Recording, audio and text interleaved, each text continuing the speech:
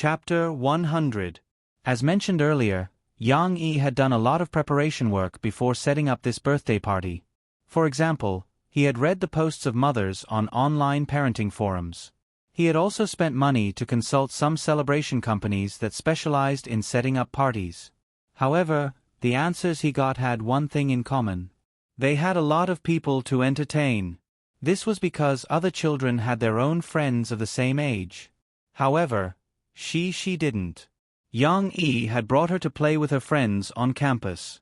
She was more willing to chase those naughty puppies. As for Brother Kai, he didn't appear again because of Yang Yi.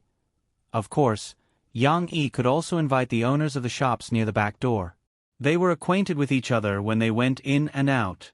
However, because Yang Yi himself lacked a sense of security, it was difficult for him to communicate deeply with ordinary neighbors. He thought about it and gave up. Right, there was also Guazi. This little fatty was too simple. Although he was funny, he wasn't scheming. Moreover, Yang Yi admired talented people, so their relationship was quite good. Yang Yi originally wanted to invite Guazi to attend, but Murphy decided to come back to celebrate her daughter's birthday. Yang Yi dismissed the idea. After all, Murphy's identity was too special. However, no matter what, the family of three didn't seem to have many friends. Was it really good for she to continue growing like this? Yang Yi's thoughts were interrupted. Murphy was urging her daughter. She, quickly open this gift. See if Mom bought it for you. Do you like it? She couldn't wait. She quickly removed the butterfly ribbon and opened the box. Wow! She held the box in her left hand and covered her mouth with her right hand. She exclaimed happily, "It's a beautiful ring. It's a bracelet, but it's made of silver. Pure silver." Murphy smiled. She took out the bracelet and opened the latch. "Here, Mom will put it on for you." After she put it on, she happily twisted her left wrist and looked at the carvings on it. She said, "It's very similar to Mom's." Murphy did have a silver bracelet that was passed down in her family. It was said that it had a long history, but she rarely wore it, especially during this period of time when she often went to commercial performances. The environment was chaotic, so she didn't want to wear it. Yang Yi had seen it once before, but he didn't expect that Murphy would buy a silver bracelet for she. "Mom's is too big. When she grows up, Mom will give it to you." Murphy smiled. Yang Yi looked at his daughter's happy face and said sourly, "Is it okay for such a young child to wear a bracelet?" Murphy had already known that he would say this. She said calmly, "The ancients said that silver has the effect of calming the 5 internal organs, calming the mind, curing palpitations, strengthening the bones, calming the heart, and brightening the eyes. It is more of a blessing and peace. Why can't I wear it?" Yang Yi curled his lips. He still felt that it was too strange to give a silver bracelet as a birthday gift for such a young child. "Well, go and open Papa's gift. See if you like Papa's gift more or Mom's gift more." Murphy looked at Yang Yi with a little pride. She didn't know about the bet between her parents. She carried her father's big box and said innocently, "I like Mom's gift, but Papa's gift is the biggest. What should I do?" "Yes, what should I do? Which one should I choose? I'm waiting online. It's so urgent." Yang Yi's box was finally opened. Murphy also looked at it like a curious baby.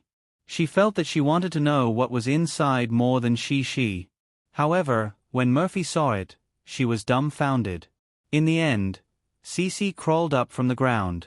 She hugged the wooden sword with her 2 small hands and lifted it up. That's right. Yang Yi's birthday gift for his daughter was a wooden sword. It was an ancient Chinese sword made according to She's figure. Of course, it was a blunt wooden sword without a sharp edge. Murphy was not only dumbfounded, but also speechless. She was completely speechless. She looked at Yang Yi as if she was looking at a fool. Her eyes seemed to say, "You still have the nerve to talk about me. What kind of birthday gift did you give? How can you give a sword to such a young child? Moreover, it's for a girl." Yang Yi suddenly realized that in order to make this sword, he spent a lot of effort, so he immediately took it from Shishi's hands and introduced it. This sword, in order to let Shishi hold it, I specially chose the best azalea wood, and then it was shaped, carved, and finally polished into its current shape. Shishi, look, what's on this sword? Yang Yi pointed at the lines on the sword and smiled. Shishi was very cooperative. She curiously leaned on her father's arm and looked at it. Her eyes lit up and said, "It's a baby rabbit, and a baby bear, and a little fox." Yes, Yang Yi also carved a lot of figures that Shishi liked on it. This was just one side. On the other side, he carved some female anime characters that Shishi liked from TV cartoons. A masculine sword instantly filled the heart of a young girl. At first, Murphy thought it was a joke, but when she heard it, her face was full of black lines.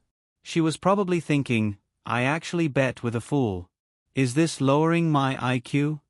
However, the development of the story did not go as she thought. Shishi was still very interested in this sword, and looking at those cute carvings, she liked it even more. And this? Yang Yi chuckled and said, "Do you see these 2 card slots?" Yang Yi took down the 2 small wooden carvings of Elsa and Anna from the cake, wiped off the cream and coloring on them with a towel, and then gestured to Shishi. Unexpectedly, he pressed the 2 carvings into the 2 card slots on the hilt of the sword. Wow, it's amazing! Shishi jumped up excitedly. How can I take it down? Yang Yi demonstrated. At this moment, Shishi was even more fond of it. This is not fair. How can you do this? Murphy pouted and said unhappily, No, how can you give your daughter a sword? Why not? Yang Yi had already planned it out. He said, because Shishi is a girl, I want her to learn some skills so that she can protect herself in the future. So, from tomorrow onwards, I will take Shishi to learn martial arts and swordsmanship every day. Why learn swordsmanship? Because Yang Yi himself was an expert in using swords and knives. His cold weapons were stronger than hot weapons. Teaching Shishi swordsmanship, Yang Yi naturally had the intention of letting his daughter inherit his legacy. Of course, when she first started learning, Yang Yi would only teach the little girl some simple moves to strengthen her body. In the future, when Shishi learned how to behave properly, he would teach her those lethal swordsmanship. Shishi is only 4 years old. Murphy originally wanted to say that Yang Yi was not playing by the rules. He actually used those cartoon characters that Shishi liked in exchange for a good impression. But now, her train of thought was slightly diverted by Yang Yi. So what if she is 4 years old? When I was 3 years old, I was forced to practice the horse stance by my grandfather. Yang Yi was talking about his predecessor. In his previous life, when he was 3 years old, the knife in his hand had already seen blood. But, she did not understand what her parents were arguing about. Like playing with a doll, she held the wooden sword and did not let go. Then, she said weakly, but Shishi likes it very much. Then, which one do you like the most? Yang Yi and Murphy asked almost at the same time. P.S. You didn't guess it, did you? After seeing Yang Yi's gift, do you feel like your worldview has collapsed? Ha ha. Chapter 101. It turned out that she might have martial arts, but she would never become a tough woman. After all, she still had a delicate girl's heart. Under the pressure of her father and mother, she had to make the final choice. The little girl looked at her right hand and left hand for a long time. On one hand, she looked at the beautiful silver bracelet, and on the other hand, she looked at the wooden sword, the pattern on the sword.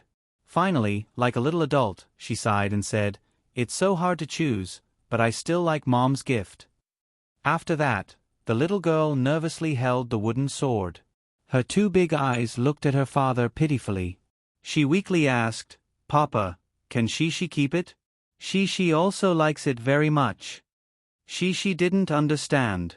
She thought there was only one choice. Yeah, I won. Murphy proudly raised her arms and cheered. She happily ran over and hugged Shishi. She kissed the little girl and said, Of course you can keep it. I believe your papa is not so tasteless. Yang Yi still had a look of disbelief. He actually lost. How could it be? How could she not like that wooden sword? Having a sword that belonged to oneself, that was the dream of every child. If one didn't have a dream, what was the difference between them and salted fish? She just said that she also likes my gift.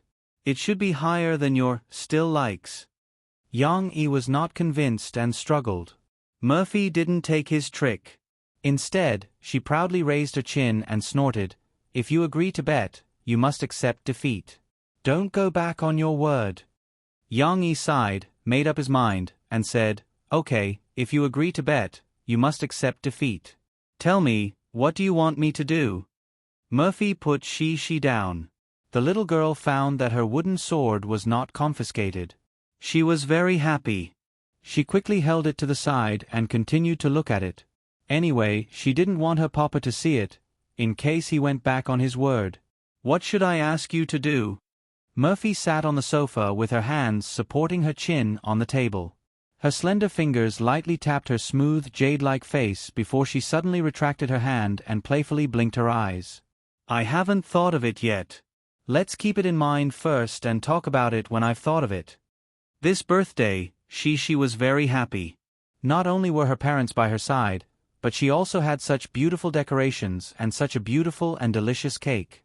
She also received gifts from her parents.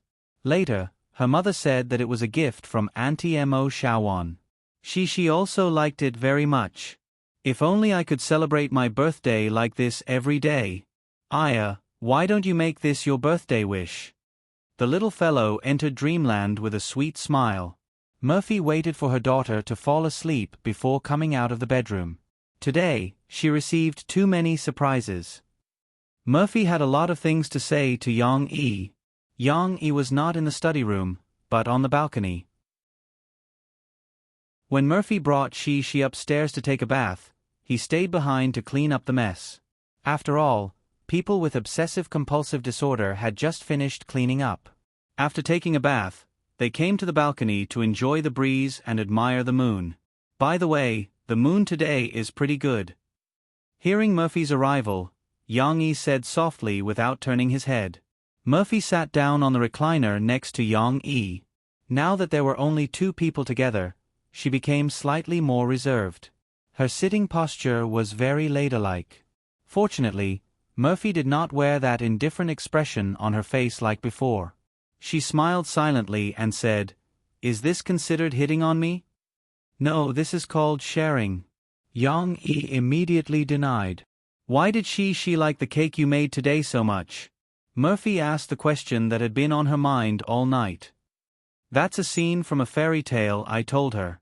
Yang Yi went back to the living room to get a cup, then poured some juice he squeezed and gestured to her. "Do you want to drink? Eat the cake, it's just right to relieve the grease." Murphy nodded. She took the cup and gently took a sip. The taste was not bad. It was sour and sweet, a bit like wine. She did not know how many fruits Yang Yi mixed together to make it. That story is more interesting. She has always liked the characters in it. Every day, she fantasizes that she can also have ice magic. Yang Yi smiled. Murphy nodded gently. "You told she many stories, and she told me all of them. Did you make them up yourself?" "That's right," Yang Yi admitted shamelessly. Murphy pursed her lips and said with some dissatisfaction, "That's not fair. You can make up your own stories. She is sleeping with me now, and she said that the stories I tell are not good. When are you free? Organize your stories and write them out." Murphy thought of a way and said, "I want to read them and then tell she.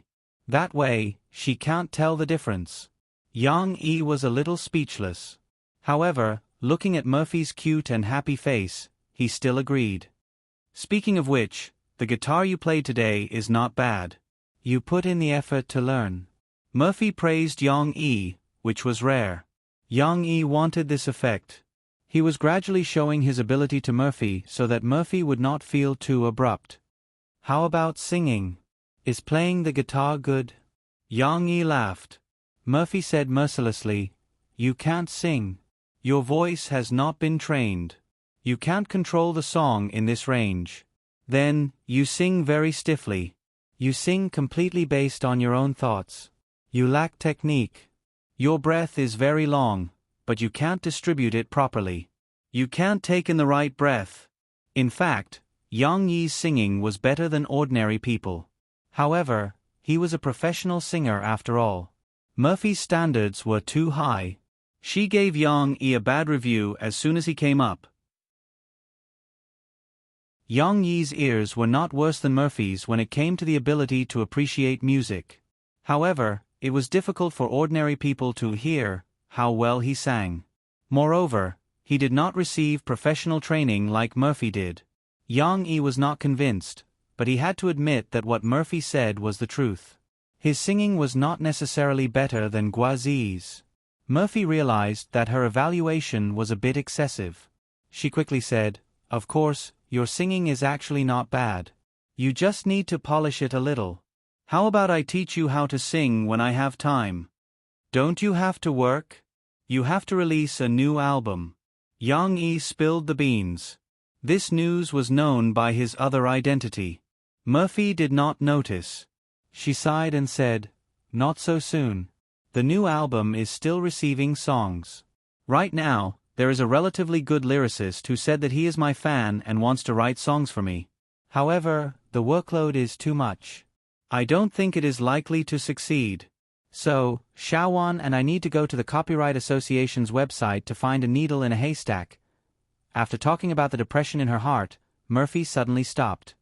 "Hey, why am I telling you this? You don't like to hear it." Yang Yi secretly laughed. He said calmly, "It doesn't matter. I still believe in your fan. Since he promised something, he will definitely do it, right?" "I don't know. By the way, I found that you have changed a lot recently." Murphy suddenly turned her head and looked at Yang Yi with burning eyes. Chapter 102. Under Murphy's gaze, Yang Yi's back stiffened, and his expression froze. Luckily, the light outside the balcony was a little dim, so Murphy didn't see the smile on Yang Yi's face. Could it be that she's still suspicious? Yang Yi was nervous. Murphy continued, "You're writing novels, opening a coffee shop, playing the guitar, singing, and even speaking English. Yang Yi, I feel that you're different from before." The woman held her chin and looked at Yang Yi with her watery eyes, which made Yang Yi panic. "What should I do? Am I going to be found out? How should I explain?" However, Murphy wasn't as nervous as Yang Yi. She saw that Yang Yi didn't say anything, so she pursed her lips, plucked up her courage, and asked, "So, you changed so much because of me? Did you learn to play the guitar and sing because of me?" It wasn't to that stage yet. Yang Yi secretly let out a sigh of relief. He felt lucky that he wasn't being interrogated. However, regarding Murphy's question, Yang Yi still had something to say. He shook his head vigorously. "No? There's no such thing. I don't believe you." Yang Yi's original setting wasn't like Murphy's. He was still thinking about how to cover up his identity as Mu Xiang. "So," he explained, "I learned it when I was working for the past few years. I traveled extensively, learned how to cook in a restaurant, and learned how to play a musical instrument in a bar." Murphy was convinced. She pouted her rosy lips and said shamelessly, "I don't want to hear it, I don't want to hear it. You weren't like this in the past. It was only after I brought Shi to meet you that you slowly changed." Yang Yi didn't want to explain too much on this topic. After all, he was really lying. The more he said, the more mistakes he would make.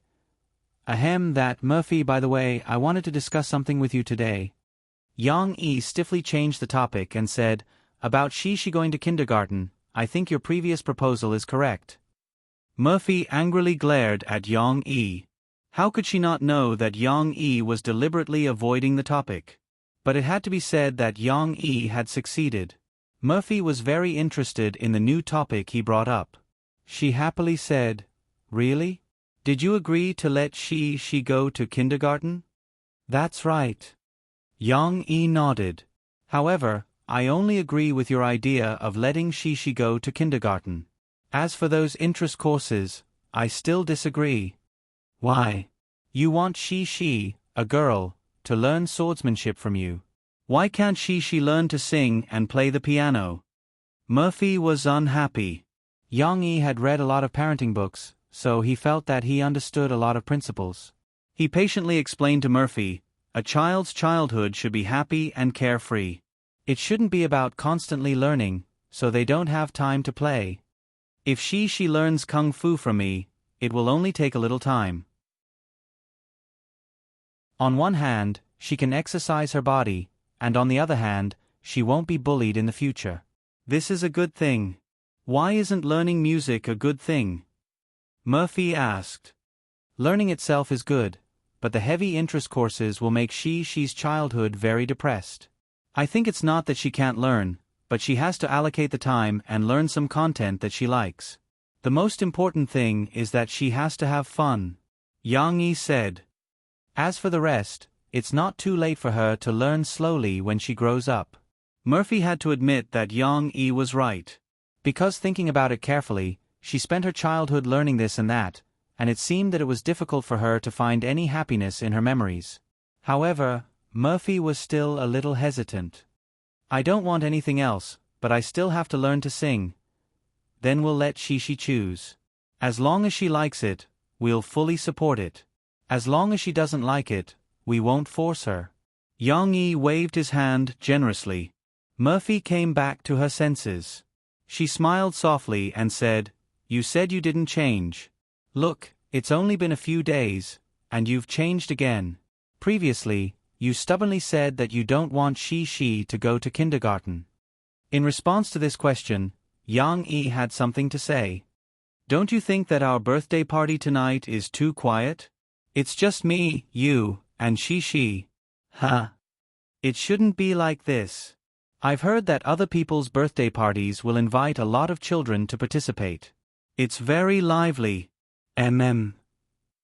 Murphy nodded gently.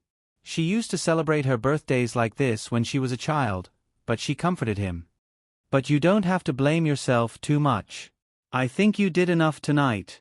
Although there weren't many people, it was very warm. She was very happy, and so was I. That's not what I meant. I just don't want she to be like you and me, who are lonely and don't have any friends." Yang Yi waved his hand and said, "Who are you saying is lonely and doesn't have any friends?" Murphy was unhappy. "How many friends do you have? Count them." Yang Yi continued to dig his own grave. "I have friends. Xiaowan, my driver, and—" Murphy was a little flustered. She realized that Yang Yi was right. She really didn't have many friends. Although she knew a lot of people in the circle, she was always aloof and didn't want to participate in activities. She wasn't good at dealing with people. Moreover, she had a very high definition of the word friend. There were only a few people who could really be considered her friends. Xiaowan doesn't count. She's your relative. As for the driver, you don't even know his name. How can he be considered a friend? Yang Yi opened this bloody scar. Murphy looked at Yang Yi with shame and anger. Her heart was very uncomfortable.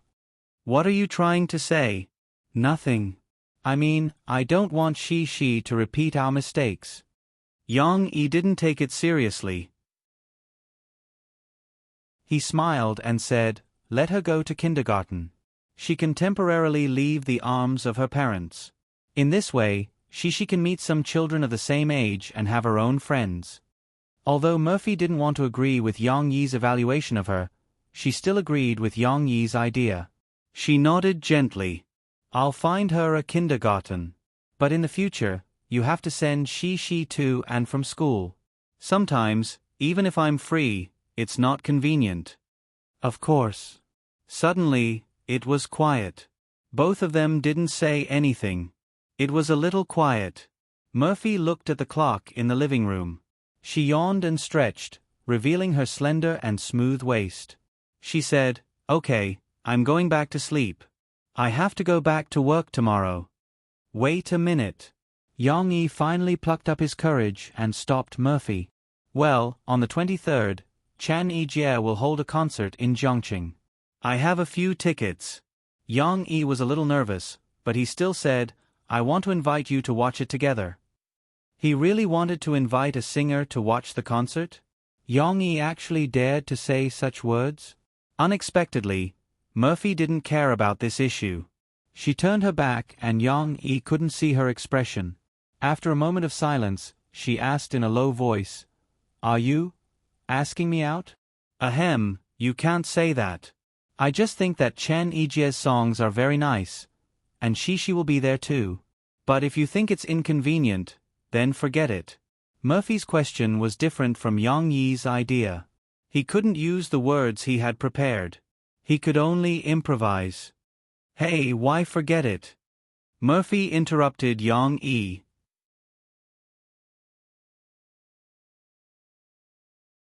Chapter 103. After busying himself with Shishi's birthday, Yang Yi finally had some free time and could start preparing his new book. Changzi, who received an affirmative response, was so excited that tears flowed down his face. He could not wait to apply to his bosses. Since Yang Yi had changed the subject matter and they did not know what the content would be, the editorial department decided to carry out a small-scale publicity campaign first. For example, they would hang advertisements on the pages of Soldier's Assault and Drawing Sword. On July 20th, Yang Yi will return with his new book, Yu Zue. He'll accompany you through this hot summer vacation. Yang Yi's new book was coming. The fans of the two books had been looking forward to it for a long time. After the end of Drawing Sword, they had been asking for news about the new book, but they were disappointed again and again. A week later, the book review section had gradually quieted down. There was no longer the heated discussion from before. However, loyal fans like Mu Yucheng were still unwilling to leave. They came back every day to sign in and see if Yang Yi had started a new book. Finally, they received the news. Suddenly, the book review section of Drawing Sword and Soldier's Assault became lively again. After some fans spread the news, many fans gathered to discuss Yang Yi's new book. Yu Zue? The title of the book sounded strange. There's not even a brief introduction. Is Master Yang still writing military literature? I think so. If Yang Yi doesn't write military literature, what else can he write? But the name doesn't seem like the title of a military literature book. Yu Zue means the remaining crimes, the sins left behind. It sounds very dark. Come on, Drawing Sword doesn't seem like military literature. I thought it was a martial arts novel at first. Haha. That's true. It's hard for ordinary people to understand Master Yang's brain circuit. I'm looking forward to it anyway. Looking forward to it +1. Looking forward to it +10,076. Mu Yucheng secretly saw the news when he was bored at work. He immediately ran to the bathroom, sat on the toilet, and made a long comment. Yang Deda, I don't care what you say, but can you please treat the protagonist kindly? Su Sanduo fell off the bridge at the beginning of the movie. We all thought he was going to die. Thankfully, he was still alive in the ending even though he broke his leg. But when it came to Drawing Sword, Li Yunlong was such a good person. In the end, you actually let him die. Our readers' hearts were broken when we read this. Did it have to be so heart-wrenching?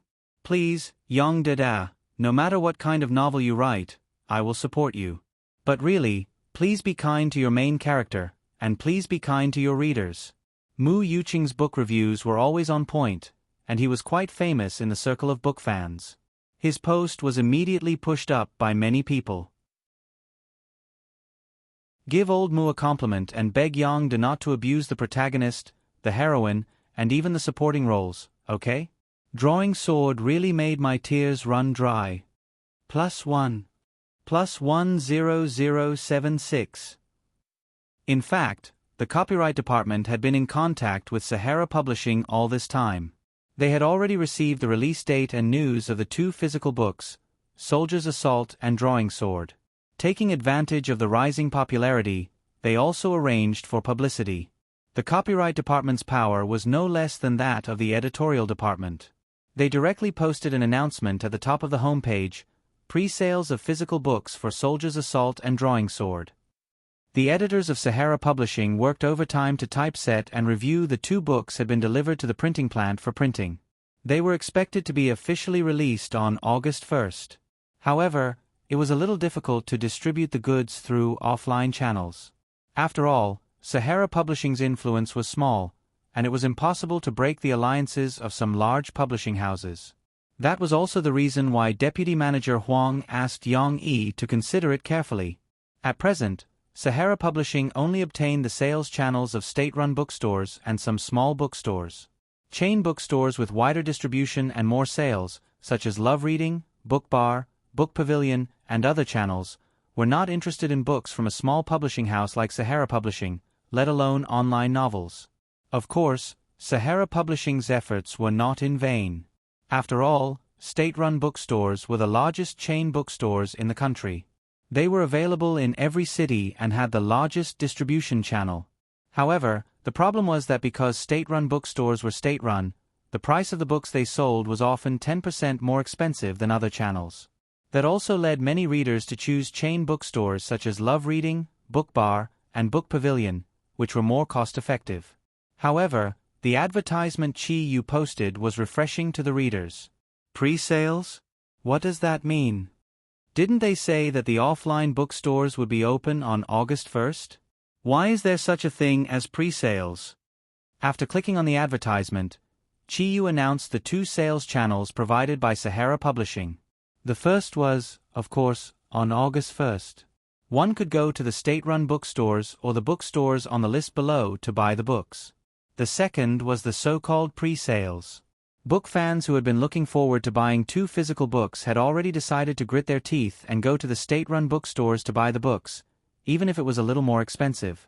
However, the pre-sales channel now gave them new hope. They could buy it online, and the price was so much cheaper. Moreover, the online pre-sales delivery time was 2 days earlier. Was that for real?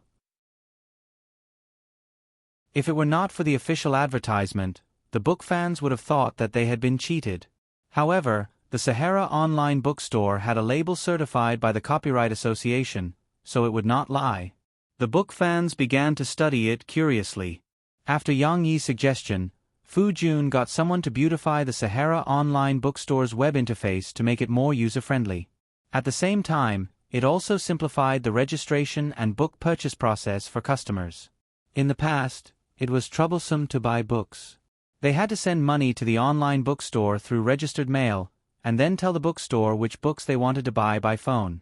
They had to confirm it again and again. After Mu Yuqing saw the advertisement, he excitedly decided to be the first batch of customers. Anyway, the official advertisement was unlikely to lie. Even if it did, Mu Yuqing felt that his loss would not be too great. Moreover, if the operation was successful, Mu Yuqing might receive the book earlier than the book fans who went to the offline bookstore to buy it. Mu Yuqing excitedly clicked in. He found that he could browse and choose without registration when he entered the website in the early stages. He could even use the identity of a customer to add the books he wanted to the shopping cart. Only when he placed an order did he need to register or use an existing account to log in. Then, he filled in his personal information, delivery address, and payment account information. However, Mu Yuqing noticed that these information could be used again after filling in once. It reduced the tedious process of repeated registration. Amazing! Mu Yuqing was in the IT industry, so he quickly realized the convenience of this website. Of course, the payment was still a little troublesome. Mu Yuqing specially made a trip to the bank. Online payment in this world had not been developed yet, and there was no logistical support for payment on delivery. The Sahara online bookstore was still receiving payments through bank transfers. After the order was placed, the Sahara online bookstore would match the amount received and confirm the payment.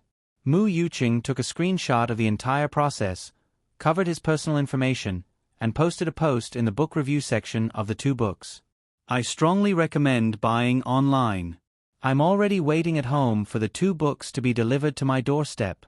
The estimated delivery time is July 31st. It's really fast in Yongcheng, hee. Mu Yuqing was condemned by many book fans for his arrogance. However, under his call, more people flooded the Sahara online bookstore. There were even more people eating crabs. However, it was not that there was no other movement on the internet.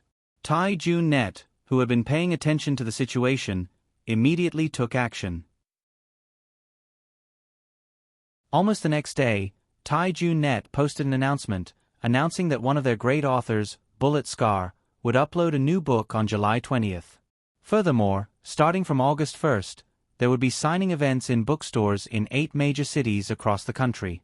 He would be competing with Yang Yi's Yu Zue and the 2 published physical books. Bullet Scar was a veteran military writer, and he was also the founder of the Soldier King genre. His 3 completed novels had achieved good results, and even his physical books had good sales. It was said that his 3rd completed novel had sold close to 10 million physical books, and this was the sales record for a military literature published on the Tai-Jun web. Obviously, Bullet Scar was a strong opponent that could not be underestimated. Yang Yi's fans were also worried about Yang Yi. However, after seeing Tai-Jun Net's provocation, Chi Yu did not react at all. No, it should be said that the editorial department was secretly laughing. This is interesting.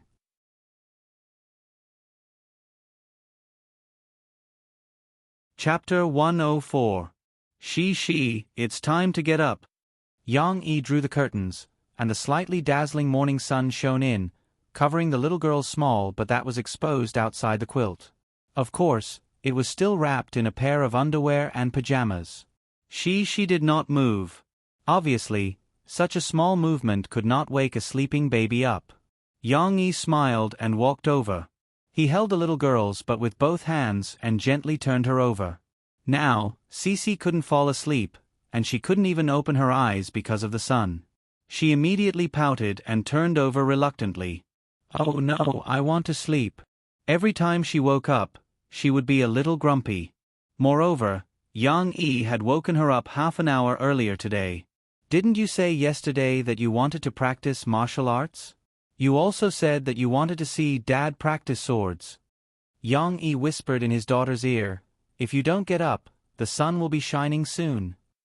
After a while, 2 figures, one big and one small, slowly walked over from the grass in front of the flower bed in front of the coffee shop.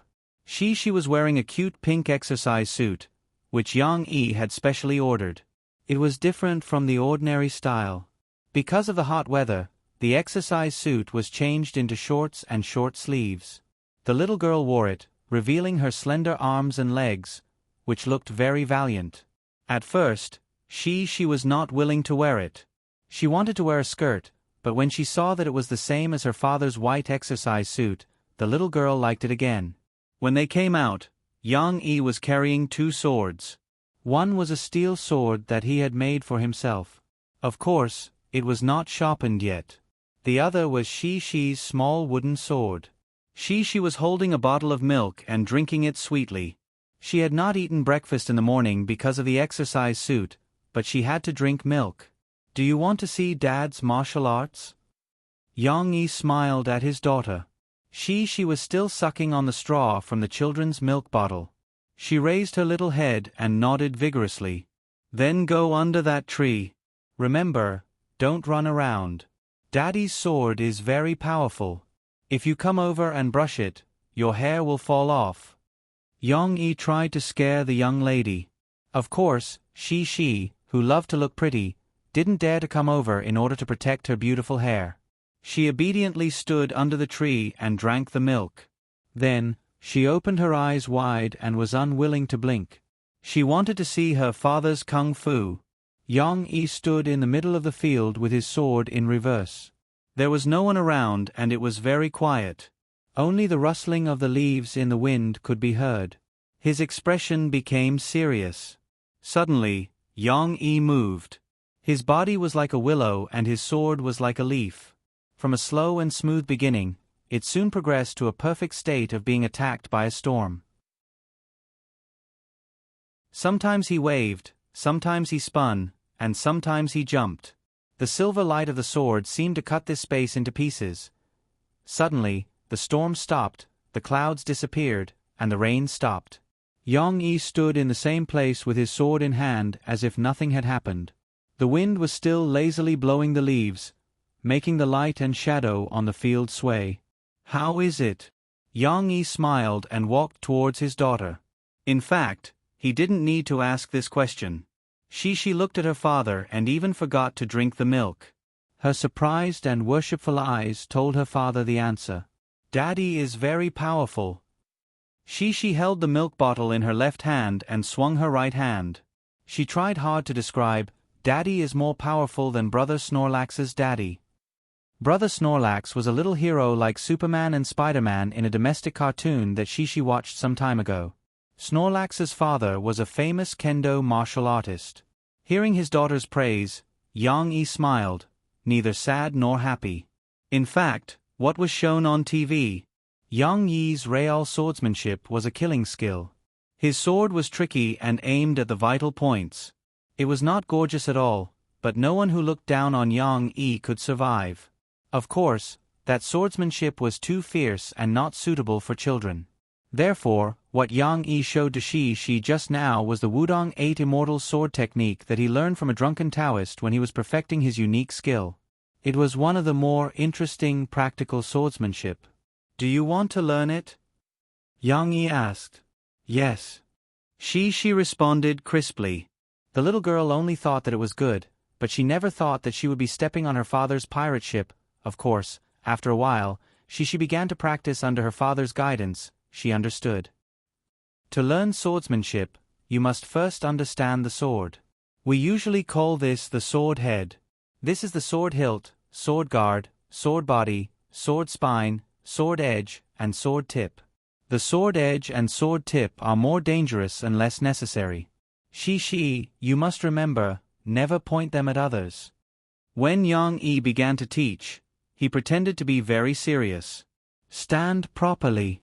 It was the first time that she saw her father's fierce appearance.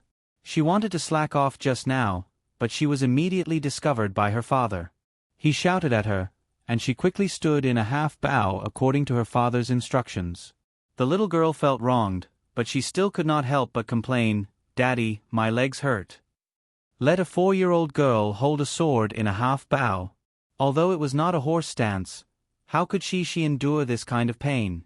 It only took a few seconds for her to sway back and forth. Although Yang Yi was a little distressed, he still walked over to help she correct her posture. He said half sternly and half gently, "Stand properly. Just stand there for another 2 minutes." In order to train his daughter, Yang Yi naturally could not let she work as hard as he did before. He lowered the standard again and again until he was not sure whether it would be effective or not. But even so, she still could not hold on. After a while, she began to sway. She pouted and said coquettishly, "I can't do it. Is it not enough? 1 more minute. Hold on." Yang Yi found that he still could not pretend to be fierce under his daughter's coquettishness. He encouraged her softly, She is already very good. Come on." She still had a lot of potential. Although she was swaying, she still tried her best to hold on until the time that her father wanted her to hold on. "That's great. You really surprised me." Yang Yi was not stingy with his praise. The little girl was a little embarrassed. She felt that her energy was rising again. "Next, Daddy will teach you the correct way to hold a sword." Yang Yi looked at his daughter's posture of holding the sword with both hands. He raised the long sword in his hand and said, "First is the full grip. Look at Daddy's hand. The 5 fingers of my right hand are like a fist. I have a stronger grip on the front part of the sword hilt. The sword is slightly at a right angle to my forearm." She naturally could not understand such a scholarly speech. She still needed Yang Yi to step forward and teach her step by step. This morning, he practiced 3 rounds of lunging and taught her 3 different ways to hold the sword. But even so, it still took him half an hour. After all, she was still too young. The little girl was so tired that she asked her father to carry her back. "Papa, when can she be as powerful as Papa?" Lying comfortably on her father's broad back, she stuck her little head out. Her ponytail hung down to her father's neck. It's still too early. However, as long as she works hard, she will definitely be better than Daddy. Yang Yi smiled and gave her hope. In fact, Shi's performance today was quite satisfactory and even pleasantly surprising to Yang Yi. Although she occasionally acted coquettishly, the little girl was not as delicate as Yang Yi imagined. As long as her father gave her a little encouragement, she could still grit her teeth and persevere through the lessons that her father required. Moreover, she studied very seriously and learned very quickly. She was a very smart little girl.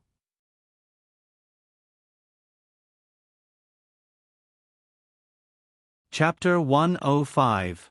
Move it here, it's about this position. Yang Yi directed the workers to move the black-painted piano to the side of the bar counter in the shop. A few days ago, there was a vacancy here for Shi's birthday party. Now, Yang Yi directly bought a piano to fill the gap. At the birthday party, Yang Yi showed a little of his skills, and Murphy's reaction was not too intense. This made Yang Yi more confident in his plan. Now, Yang Yi could finally buy a piano in the shop and secretly enjoy it. After all, the guitar was nothing. Piano and violin were his true loves. The pianos in this world were the same as those in Yang Yi's previous life, but the brand name was different. Yang Yi didn't know which one was better. So, he used the stupidest but also the most direct way, which was to buy an expensive one. The Theodore grand piano from the Rhine River was worth 860,000 yuan. It was already the best small grand piano that Yang Yi could buy in Zhongqing's piano shop. The concert level was too big to fit. Of course, there were more expensive grand pianos made in Switzerland that cost more than 1 million yuan. However, when Yang Yi tried it, he still felt that the tone was not as good as the Theodore. However, Yang Yi almost emptied his savings to spend 860,000 yuan. Fortunately, Chen Yijie's new album went platinum, so Yang Yi made a lot of money. Otherwise, with his income from last month's royalties, after paying the investment in Sahara online bookstore, there would be no money left. Of course, Tian Xiang didn't regret the bet that Yang Yi signed with him. Because of the song Long Time No See, Chen Yijie's new album also sold many copies in the mainland. His sales not only reached the platinum standard for Cantonese albums, but also far exceeded this number. It was indeed a little expensive for a piano to be placed in a coffee shop for more than 800,000 yuan, but it was hard to buy what one wanted, wasn't it? Shi was very curious about this huge object. While the workers were installing and debugging it, she walked around her father. She couldn't help but pull her father's hand and let him lower his head. She whispered in his ear, "Papa, I know what this is." "What is it?" Yang Yi asked, amused. "It's Qin.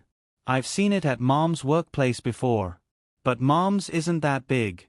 She tried her best to gesture to her father with her little hands.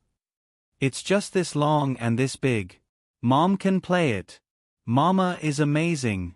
Yang Yi looked at his daughter's description and could roughly understand what she was talking about. He smiled and said, "No, your mother should be called an electronic piano, and the one Dad bought today is called a piano." Cici looked at her father in confusion. She couldn't understand the difference between the two. "Why is Mom called the shop owner Qin? What's a shop owner Qin?" She turned on the 10,000 Ys mode again. "Well, it's an electronic piano." Yang Yi corrected his daughter's pronunciation and said, "It can only play with electricity, so it's called an electronic piano." She knew about electricity, because her father repeatedly told her not to touch those sockets, because electricity was terrible, and it would eat She. She understands. The little girl said innocently, "Is it because the piano is made of steel that it can play with sound?" Steel had become a driving force like electricity? Well, Yang Yi didn't know how to answer his daughter's imagination. He really didn't know why a piano was called a piano. Although this thing was made of steel, most of it was still wood. Yang Yi had an idea and explained, "No, because a piano is made of wood and steel, but because there was already a xylophone, it was called a piano." "Oh." She nodded, half understanding. Then she asked, "Is Mom's piano better?" Yang Yi probably couldn't figure out Shi's train of thought. She thought that an electronic piano used electricity, and all things that used electricity were very magical and powerful, such as a television. So, an electronic piano should be very powerful too. Yang Yi's evaluation standard was, of course, different. He corrected, "No, the sound quality of an electronic piano can't be compared to a piano, because a piano is the most original sound of a keyboard instrument." At this moment, the tuner sent by the piano house had also helped to adjust the sound. He sat on a leather stool and tried to play a song, using his ears to judge the pitch. She was also watching with rapt attention. The clear and gentle sound of the piano fascinated the little girl. Yang Yi looked at his daughter absent-mindedly. He didn't know if she knew how to appreciate it, but it seemed that, looking at her intoxicated expression, he liked it very much. After the song ended, she came back to her senses and agreed with her father. "Well, Papa's piano is still the best." After the piano was set up and adjusted, Yang Yi sent the people from the piano house out. At this time, Uncle Lu from the bicycle repair shop next to him said in a loud voice, "Yang Yi, what big thing did you buy this time?" "I added a piano to the shop." Yang Yi smiled. "Piano?" A tall, thin boy with shoulder-length hair, who was waiting for the bicycle to be repaired at Uncle Lu's shop, raised his head in surprise and looked at Yang Yi thoughtfully. "Hey, I don't see many customers in your shop. Why did you spend so much money to buy such an expensive thing?" Uncle Lu nagged, worrying about Yang Yi. These neighbors were all very ordinary local people. They were a little talkative and liked to gossip about their families, but in fact, everyone was very kind. Usually, if they needed help, they would shout, and no one would refuse. After a few words with Uncle Lu, Yang Yi returned to the shop. He cleaned the footprints and dust left behind when he moved the piano. She, on the other hand, was bursting with curiosity. She climbed onto a leather stool and looked at the black and white piano keys first. Then, she stretched out a small hand and pressed it. Dong dong dong, do. Different keys had different sounds when pressed. She felt as if she had found a new toy. She was very happy to touch it. At this time, a person appeared outside the door. He poked his head into the shop and called softly, "Hello, boss." Yang Yi came from behind with a mop and said from a distance, "Sorry, the shop is not open for business today. Look, the sign hasn't been hung out yet." But when he came closer, Yang Yi saw that it was the long-haired young man from Uncle Lu's repair shop. "Boss, I'm sorry. I don't want to drink coffee. Sorry to bother you for a few minutes." The long-haired young man looked at Yang Yi, who was as tall as a black tower. He was a little embarrassed, but he still mustered up the courage to say, "My name is Lin Mu En. I'm a freelance musician." Lin Mu En. Well, listening to the very common pronunciation of Mandarin, Yang Yi could probably tell that the other party should be from Cantonese. Of course, he was not from Harbor City. Young people from Harbor City would not come to the mainland to make a living. Yang Yi looked at Lin Mu En. He felt that the other party was a little embarrassed. He did not look like a star. There were many kinds of musicians. There were those who were high and mighty, those who were stars, those who were depressed and mingled in bars, and those who sang under the overpass. Those who liked music and treated music as their life could actually be called musicians. Lin Mu En should be the third kind. In his introduction, he also said that he was now a resident singer in a bar. "What do you want?" Yang Yi asked, puzzled. "Sorry, I want to ask if you need a pianist here?" It's a person who specializes in playing music for customers. Coffee shops usually have one, which makes the atmosphere in the shop thicker. "I can play the piano, and I can also sing." Lin Mu En tried hard to promote himself. However, Yang Yi did not want to hire a pianist. He bought a piano more for his own entertainment. So, he smiled apologetically and said, "You just heard the owner of the bicycle repair shop say that my coffee shop actually doesn't have many customers in a day, so there is no need to hire a pianist." "Okay then." Lin Mu En was disappointed, but he still bowed to Yang Yi gracefully and said, "Sorry to disturb you." Looking at Lin Mu En's back, Yang Yi was a little dazed. "Did I forget something?" "Oh right, I forgot that sentence. Please tell me your story." "Well, just kidding, Yang Yi really did not have the idea of hiring a pianist in the shop. Note 1. As for the origin of the name of the piano, Xiaohan looked it up. There are two versions. One is what Yang Yi said, and the other is that, in the Republic of China, the piano was originally called the Yongqin, but at that time, the Ministry of Education wanted to unify the name.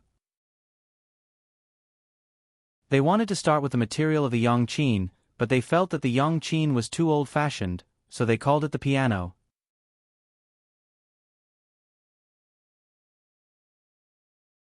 Chapter 106. Yang Yi's new book, Yu Zue, was finally released on July 20th under the constant calls of his fans. At the same time, the new book, Desert Wolf King, by Iron Army Network's Bullet Scar, was also updated. Judging from the publicity momentum of Iron Army Network in the past week, when the two met, one was bound to be injured. People who didn't mind watching the fun flooded the two websites, wanting to see who was better.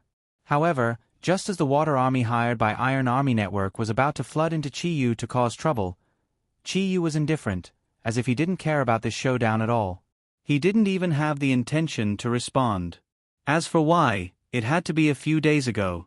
Changzi got the first volume of Yang Yi's manuscript called Rookie Mobilization a few days earlier than the readers. After reading it, Changzi's first feeling was relief. Yang Yi, this guy, finally learned how to break chapters. The manuscript of more than 200,000 words was divided into 55 chapters, with each chapter having more than 4,000 words. The standard made Changzi and the other editors in the editorial department feel very comfortable reading it. That's right. What's the difference between writing a web novel and a salted fish? According to Yang Yi's request, Changzi set it to 3 updates a day. Every day, he would update more than 10,000 words. Not only could he satisfy the fans' desire to read, but he also wouldn't update too much in one day like Soldier's Assault, which ended in less than 2 weeks. Changzi's second feeling was that Yang Yi was still Yang Yi.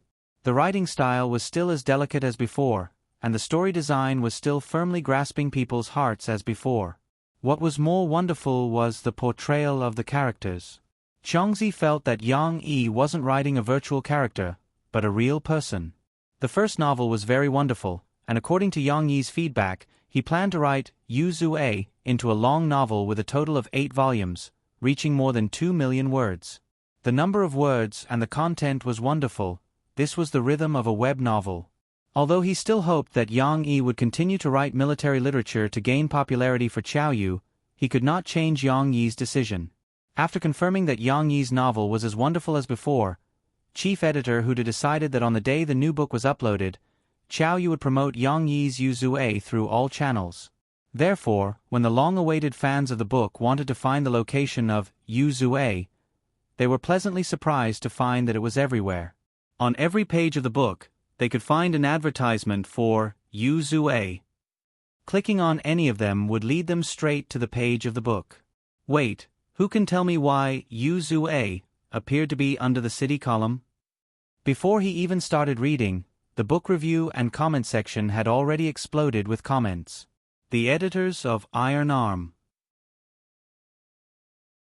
Com were also on high alert. They gathered in the conference room and clicked on the homepage of Yu Zue on the big screen. But when they saw the book appear in the city section, they were dumbfounded. How is that possible? Didn't Yang Yi want to go against us? Why don't you write military novels instead of urban novels? Fishball was young and hot-blooded. He could not keep his cool and shouted in disbelief. In fact, they forgot that they were the ones who clamored for a fight. Iron Army Network and Yang Yi had never responded. The editor of Iron Army Network was also two-faced. When they saw that the editor of Iron Army Network had made such a big mistake, they hid all the information about the book, including the introduction of the content. Seeing this, Ling Yun Juejian was at a loss. He seemed to have punched the air. Wouldn't they become the laughingstock of others if they fought in the arena? When your own player went to the boxing field and found that his opponent didn't even appear, he would look back and find that his opponent was a swimmer. Boss Ling Yun, Duan called to ask if we still want to attack this book? We can't use the words we prepared before. An editor next to him covered the microphone and whispered to Ling Yun Juejian.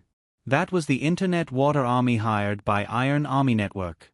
Of course, not all the editors knew about it. Ling Yun Juejian had applied for secret funding from the bosses. Ling Yun Juejian's face was a little pale. He was silent for a while, but he still gritted his teeth and said, "Attack, let them think of a solution. The money has been spent, I want to see a splash." Mu Yucheng was a little busy during the day. Several people in charge of this project, including him, had gone on a business trip to Shanghai. They had to have a meeting with guests to explain the framework of their program. After the meeting, they had to eat and socialize. Therefore, Mu Yucheng only had time to take out his phone when he returned to the hotel in the middle of the night. He logged into Iron Army Network to read Yang Yi's new book. City. Mu Yucheng saw this difference at first glance. However, he could still accept it. After all, compared to military literature, he preferred urban literature that was close to reality. Anyway, he had to support all of Yang Yi's books. Therefore, he tipped a league master first before reading the book. Yu Zue was promised 3 updates a day, and it really was 3 updates a day. Mu Yucheng finished reading it in a short while. He felt like he was scratching an itch through his boots and was not satisfied at all. However, it could not be helped. The author, Yang Yi, acted as if he never existed. No matter how lively the readers were or how much money they tipped him, he still did things his own way. He updated according to his original plan and wrote the plot according to his own ideas. Therefore, the guys in the book review section gradually developed a habit. They pretended that Yang Yi could see it, and they continued to ridicule and comment on it to themselves. Mu Yucheng did not have any new content to read, so he clicked on the book review section to see how those guys were complaining. However, Mu Yucheng frowned very quickly. Why is the book review section so chaotic? Some were scolding Yang Yi for not writing military literature. Changing to urban literature was a betrayal to their readers. Some were saying that Yang Yi's new book was a scam. It was not as good as the previous Soldier's Assault and Drawing Sword. Whoever wants to read The Police can read it. I'm not going to entertain you anyway. I'm giving up. There were also some who were angrily complaining about blind recommendations.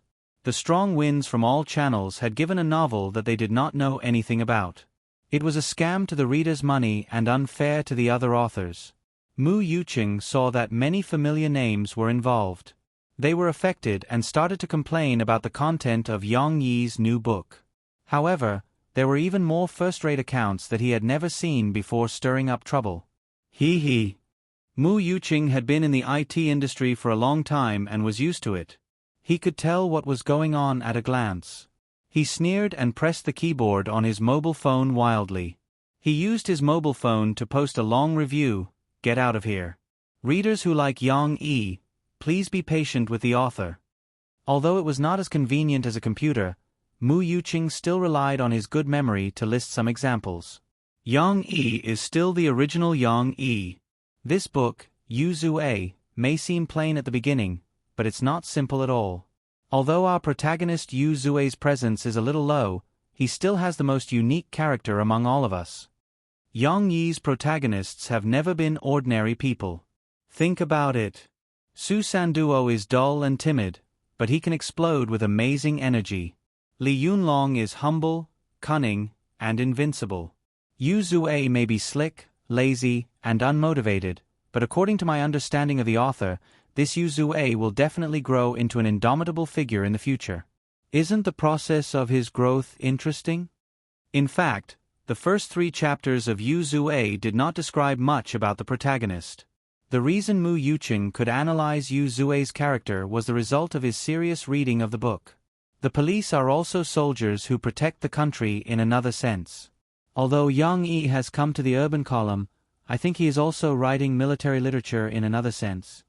I appeal to readers who like Yang Yi to not be anxious. Give Yang Yi some time. I believe that he can create a new and very interesting story for us. As for the Internet Water Army, please stop. Your ugly faces are too obvious. Don't think that we don't know that you were sent by a certain military network.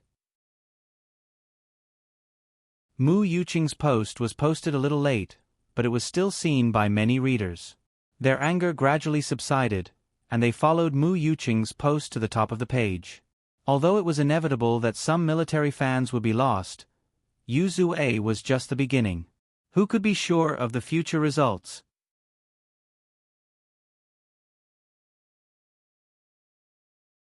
Chapter 107. The 23rd of July quietly arrived. Murphy originally still had work to do today, but she asked Mo Xiaowan to cancel it. She had been in her room picking out clothes since she came back at noon. She spent a few hours picking out clothes and was still hesitating about what makeup to put on. She definitely couldn't go without makeup. Although she was beautiful without makeup, she still lacked luster. Murphy was worried that Yang Yi wouldn't like it if she put on too much makeup. This guy was rigid. He had even mentioned before that Murphy should remove her makeup before being intimate with Shi. Of course, that was in the past. But light makeup was even more difficult to grasp. Should she put on eyeliner? Should she put on eyeshadow? Should she put on contact lenses? Should she put on highlights? Which color should she use for lipstick? Should she put on lip gloss?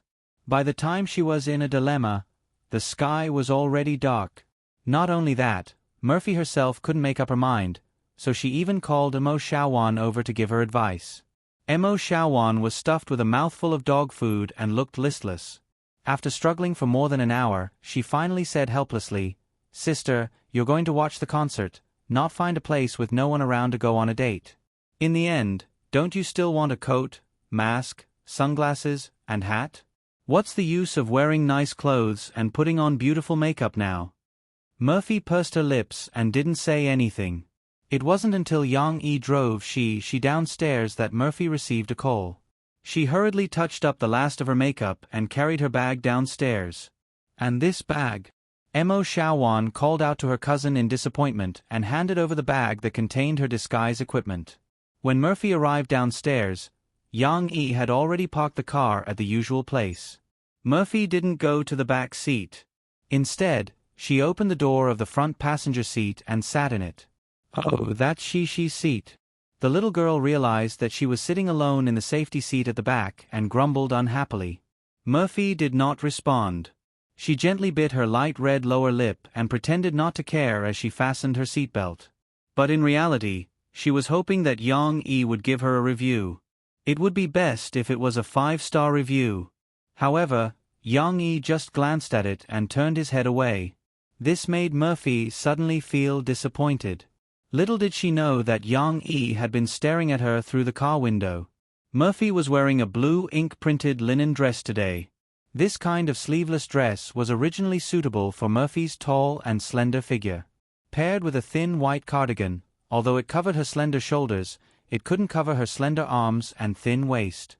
If it wasn't for her slightly mature curly hair that was parted in the middle, perhaps people would only think that she was a 17 or 18-year-old girl with this figure.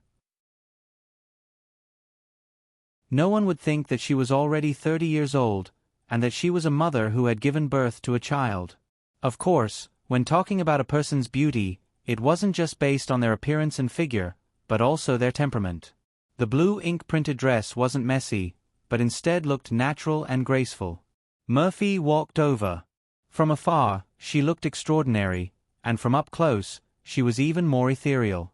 When Murphy got into the car, Yang Yi felt that when he turned his head to look at her, he almost felt suffocated. She already had a face that could captivate birds and geese.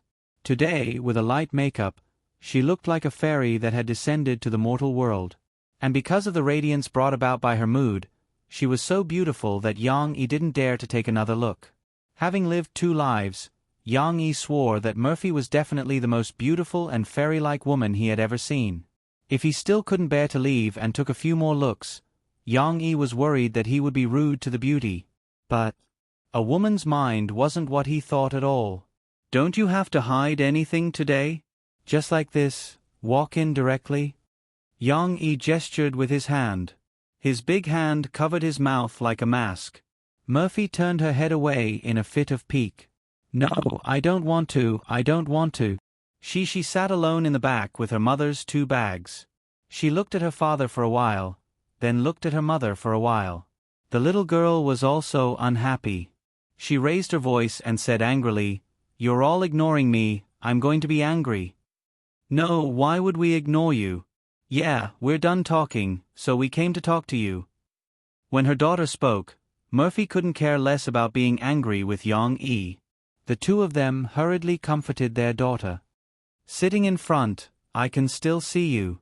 Murphy adjusted the rearview mirror and just happened to see her daughter's eyes.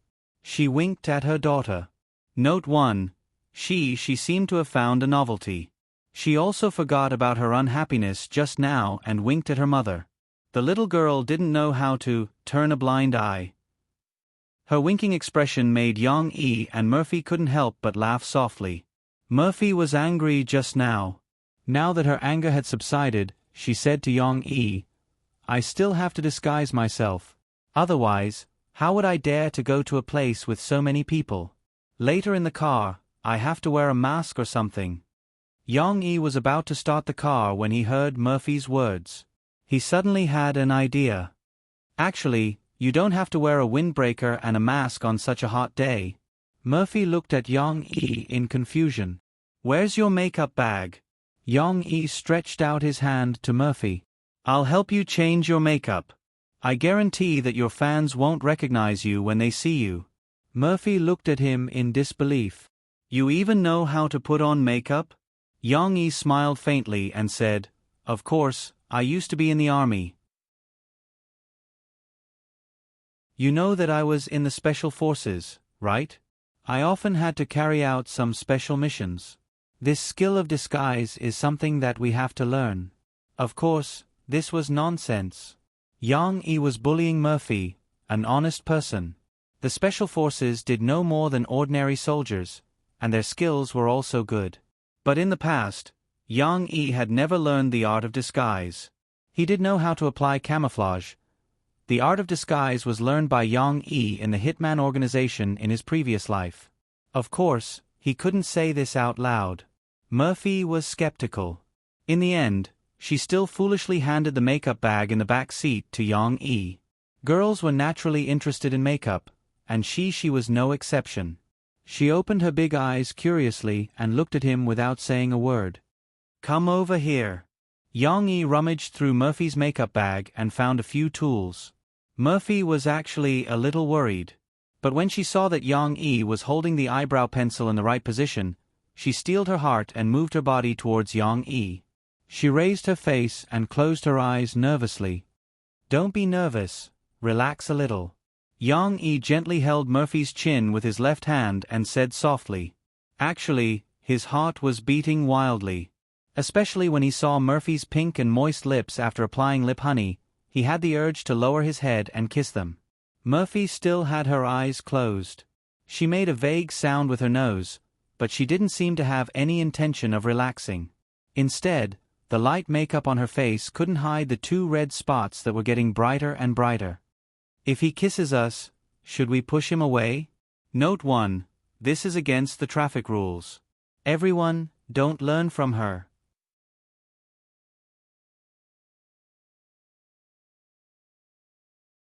Chapter 108. Stealing a kiss didn't happen. Yang-yi wasn't a gentleman, but he cared a lot about Murphy's feelings. What if she got angry? Speaking of which, Cece was watching from the back of the car with her big, sparkling eyes. Even if they could be intimate, it wasn't the right time. Murphy kept her eyes closed. She accepted Yang-yi's disguise in a complicated mood. She heard her daughter's screams from time to time, which made her feel uneasy and curious. "Okay. Take a look at the mirror." Yang-yi's magnetic voice sounded in her ears. Then Yang-yi gently pressed her shoulders to help her sit up and let go. Murphy quickly opened her eyes and took out the mirror she used to touch up her makeup. She wanted to see what Yang-yi had done to her. "It's not Mom," she said weakly. If she hadn't seen it from the beginning to the end, it would have been difficult for she to digest such a change. But even so, she still doubted her eyes when she saw her mother's current appearance. That's right.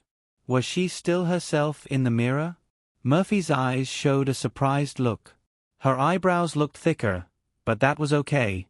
The main thing was that her eyes had undergone a strange change under Yang-yi's special eyeliner. They looked completely different from before. Of course, she wasn't ugly. Yang Yi's makeup skills were godly. Not only that, Murphy found that the skin on her face and neck had become a little darker, as if she had gone to Africa. The shape of her nose and mouth had also changed slightly under the concealment of the high-gloss powder and eyeshadow. What's this? Murphy touched a black spot under her eye. She thought it was a mark left by Yang Yi's hand by mistake. This is called a beauty mark, Yang Yi chuckled and said, I drew it with eyeliner, eyeshadow, and your eyeliner. Murphy really wanted to kneel down in front of Yang Yi. Not only could a grown man casually name a girl's makeup products, but he could also draw beautiful makeup. If it wasn't for Yang Yi's explanation, she really wanted to knock open Yang Yi's head to see what was inside. Is that all? She, can you tell that it's Mom? Murphy turned her head and asked her daughter. She was still a little uncertain. After all, this was no small matter. If his identity was discovered, it would be troublesome. She looked at her mom's face with a conflicted expression. She pouted and said, I don't think she looks like Mom. Then, she had an idea. She covered her eyes with her hands, then giggled and said, If you can't see, then it's Mom. Murphy breathed a sigh of relief. If her daughter couldn't recognize her, then there shouldn't be a problem, right? But at this moment, Yang Yi thought of something. He asked Murphy to move her head over and tied up her hair. Yang Yi tied she's hair almost every day. He often changed the style, so not only was he familiar with it, but he also had a hairband in his pocket. Murphy's long and curly hair was combed by Yang Yi, leaving only 2 strands of curly hair hanging down on her temples. The rest were gathered above her ears and tied into a ponytail at the back of her head. The ponytail was buttoned inside, then he braided the ponytail into 3 braids. Then, the 3 braids were gently pulled, giving off a fluffy feeling. Finally, Yang Yi gently scratched Murphy's bangs with his fingers, making the original hairstyle look a little like air bangs. Of course, it had not been cut, so it was slightly thick. Look. Yang Yi woke up Murphy, who was blushing and didn't dare to open her eyes. Murphy looked at herself in the mirror again. She didn't dare to recognize herself in the mirror. That youthful hairstyle and pretty rosy face made her look no different from a girl in her early 20s. Murphy couldn't help but hold her cheeks in surprise and joy. She recognized this hairstyle.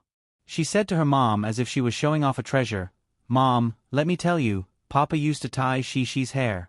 It's like this hair. Haha, she, isn't your father awesome? In just a while, he changed your mom. Yang Yi didn't take it seriously. He laughed and teased his daughter. It's not a new mom. She wasn't so gullible. She pouted and said, It's still my mom, but she looks different. She still likes the original mom. It doesn't matter. After we finish watching the concert tonight, your mom can wipe it with makeup remover and return to her original appearance. Yang Yi reached out to rub the little girl's head. Aya, my hair is messy. She protested. Murphy looked at Yang Yi playing with his daughter with a complicated expression. In fact, her heart was brimming with happiness, whether it was just now when Yang Yi held her face or now. However, she was a little flustered because Yang Yi had given her too many surprises during this period of time. With such frequent changes, Murphy felt that it was a little too fast, and she was a little flustered because she lacked a sense of security. However, there was no time to think too much. Yang Yi activated Dominant Wolf. They had to hurry to the music hall of Popular People House. Although they were in the same district, after the makeup and hair braiding, time became tight. Outside the music hall, a short line was waiting for the ticket check. Most of the fans had already gone in early. In a corner a little further away, Yang Yi held she in his left hand and waved at Murphy, who was hiding in the shadows with his right hand. They're here, don't be afraid. Yang Yi said with a smile. I took a look, there aren't any reporters waiting to take pictures. The concert was about to start, so the paparazzi following Chan Yi-jie wouldn't be waiting at the entrance. They would be waiting at the backstage entrance. Murphy pressed down on the brim of her hat and suppressed her wildly beating heart. She muttered as she walked out, "It's all your fault, you won't even let me wear a mask. If I'm found out, it's all your fault." They successfully stood in the line for the ticket check, and soon there were people lining up behind them. Murphy was so nervous that she stuck close to Yang-yi, their shoulders bumping from time to time. "Hey you!" Suddenly, a girl behind them curiously peeked her head over. Murphy was so scared that the blood drained from her face. Fortunately, under the dim light of the street lamps outside, no changes could be seen. But at this time, a big hand reached over and held her cold and soft hand in his hand. The warm feeling left Mo Fei with a little bit of strength to maintain the faint smile on her face. "Oh, nothing, I thought you were a friend of mine." The girl apologized to Murphy in embarrassment. "It turned out to be a misunderstanding." "That's very impolite of you." The girl's companion helped to scold her. "I'm also very embarrassed. When I saw her back just now, I thought she was Sam, but she wasn't. But she is also very beautiful." Mo Fei didn't continue to listen to their whispers. The big stone in her heart was finally put down. But Yang-yi didn't let go of her hand, as if he had forgotten. Murphy hesitated for a moment and didn't struggle. It felt good to hold hands in the crowd like this.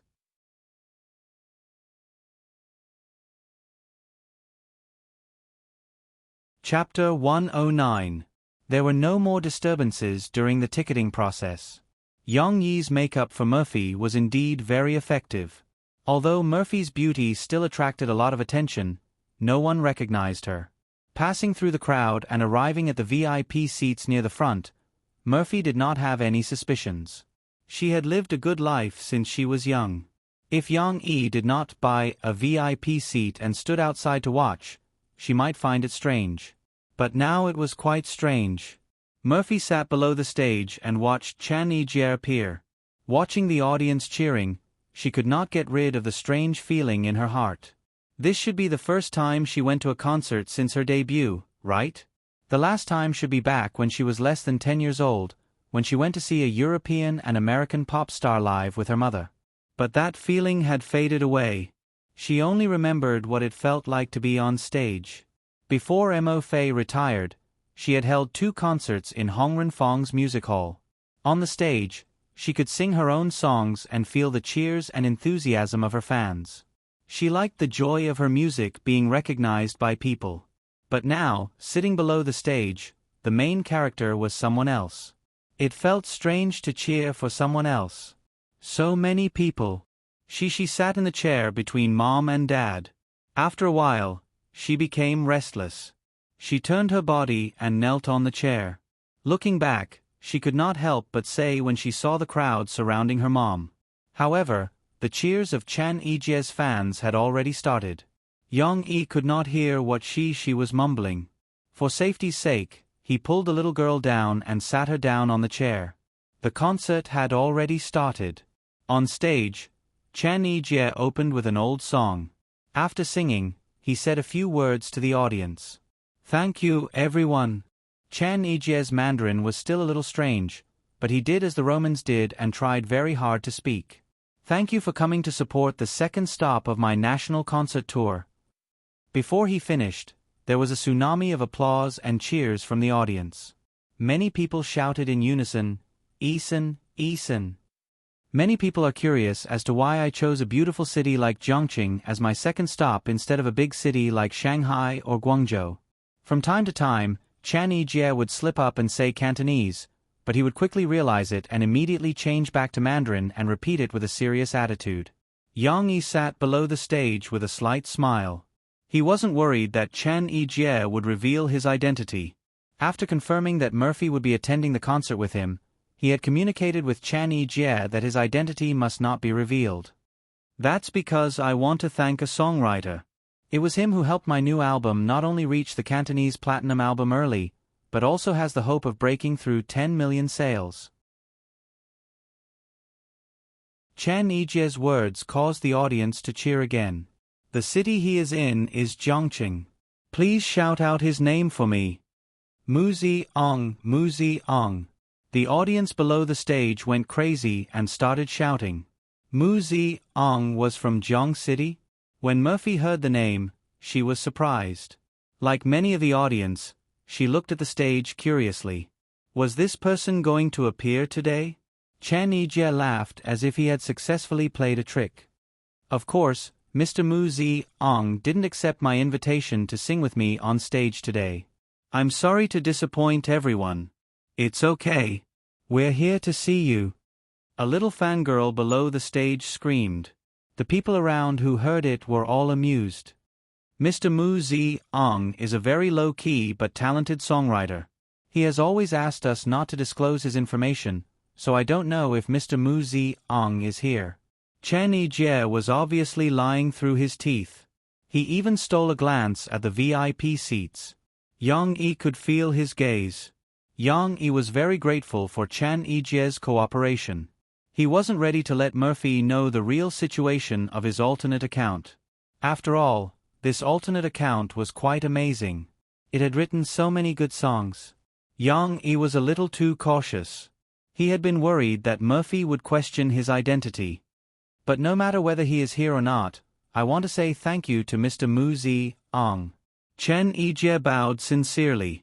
Of course, he didn't deliberately pick Yang Yi's direction. I dedicate the song Long Time No See to him and to everyone who supports me. The audience cheered. After all, most of the audience spoke Mandarin. This Mandarin song was their favorite. Mo Fei also sat up straight with interest. She had also bought Chen Yijie's platinum album a long time ago. The song Long Time No See, with a touch of sadness, was one of her favorite songs. The soothing piano accompaniment sounded. The audience below the stage quieted down. Only tens of thousands of light sticks were swaying. She was also holding one in her hand. When Yang Yi entered the stage, he saw that she liked it, so he bought one for her to relieve her boredom. I've come to your city. Chen Yijie's magnetic voice sounded. It was as if all the fans were intoxicated. The atmosphere above the music hall was slightly tipsy. Murphy, a singer who purely liked music, couldn't help but praise Chen Yijie's singing in her heart. She closed her beautiful eyes and listened quietly. Yang Yi next to her also liked to listen to this kind of live singing. But he had to take care of the little girl who was moving around. He didn't close his eyes, but he was also very absorbed in listening. When the song ended, the fans in the audience were not satisfied. They shouted again, "Better not see! Better not see!" Yes, after singing Long Time No See, how could they not sing Better Not See? In the second half of the concert, it was already very late. She had been busy all night, but she still couldn't hold back her sleepiness. She fell asleep in her father's arms. They came to the concert in a hurry. They forgot to bring a small quilt or coat for Shi. The night air was a little cold. Murphy was worried that her daughter would catch a cold, so she took off her linen cardigan and covered Shi with it. "Sit over here." Yang Yi looked at Murphy's bare shoulders and said softly. Murphy didn't understand. But now that Yang Yi was holding Shi, it was quite strange that there was an empty seat between them. She moved over and sat in Shi's original seat. But not long after she sat down, Yang Yi's free left arm went around her from behind. His long arm easily stretched out and then hugged her fragrant shoulder. Murphy's whole body suddenly stiffened. She turned her head and looked at Yang Yi's resolute face in a daze. Subconsciously, she still resisted such intimate contact. But when she remembered that it was Yang Yi, the resistance in her heart disappeared by more than half. And the big hand wrapped around her smooth shoulder, the rough palm pressed on her delicate skin. The warm feeling made Murphy unable to resist. What should I do? Should I push him away? It's so embarrassing to be seen. No one will notice, right? Everyone is watching the concert. Mo Fei didn't know how much time had passed, and she didn't know how many songs Chen Yijie had sung, but Mo Fei, whose mind was blank, gradually leaned on Yang Yi. It seemed that the hug just now became natural.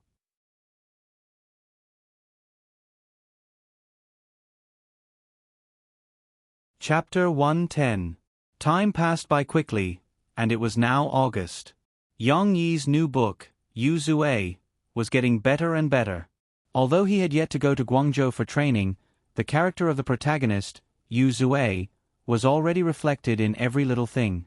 This was a bastard who didn't have the best family background, wasn't the most handsome, and didn't have the best grades. However, he had a cleverness that made people both love and hate him. He had a sense of loyalty that allowed him to easily become the brains of his brothers. This bastard Yu. In the words of a senior reader's comment, he doesn't look like a future police officer at all, but he's the one that readers look forward to being the most outstanding one in the selection. Of course, Yu Zue did not pass the selection. The plot of the story explained that he had returned to his hometown, and the police king, Su Pingqiu, who was worshipped by the students, seemed to want to visit him 3 times. Such a despicable person had grabbed the hearts of the readers tightly. More and more readers flooded in to catch up, wanting to see his final counterattack.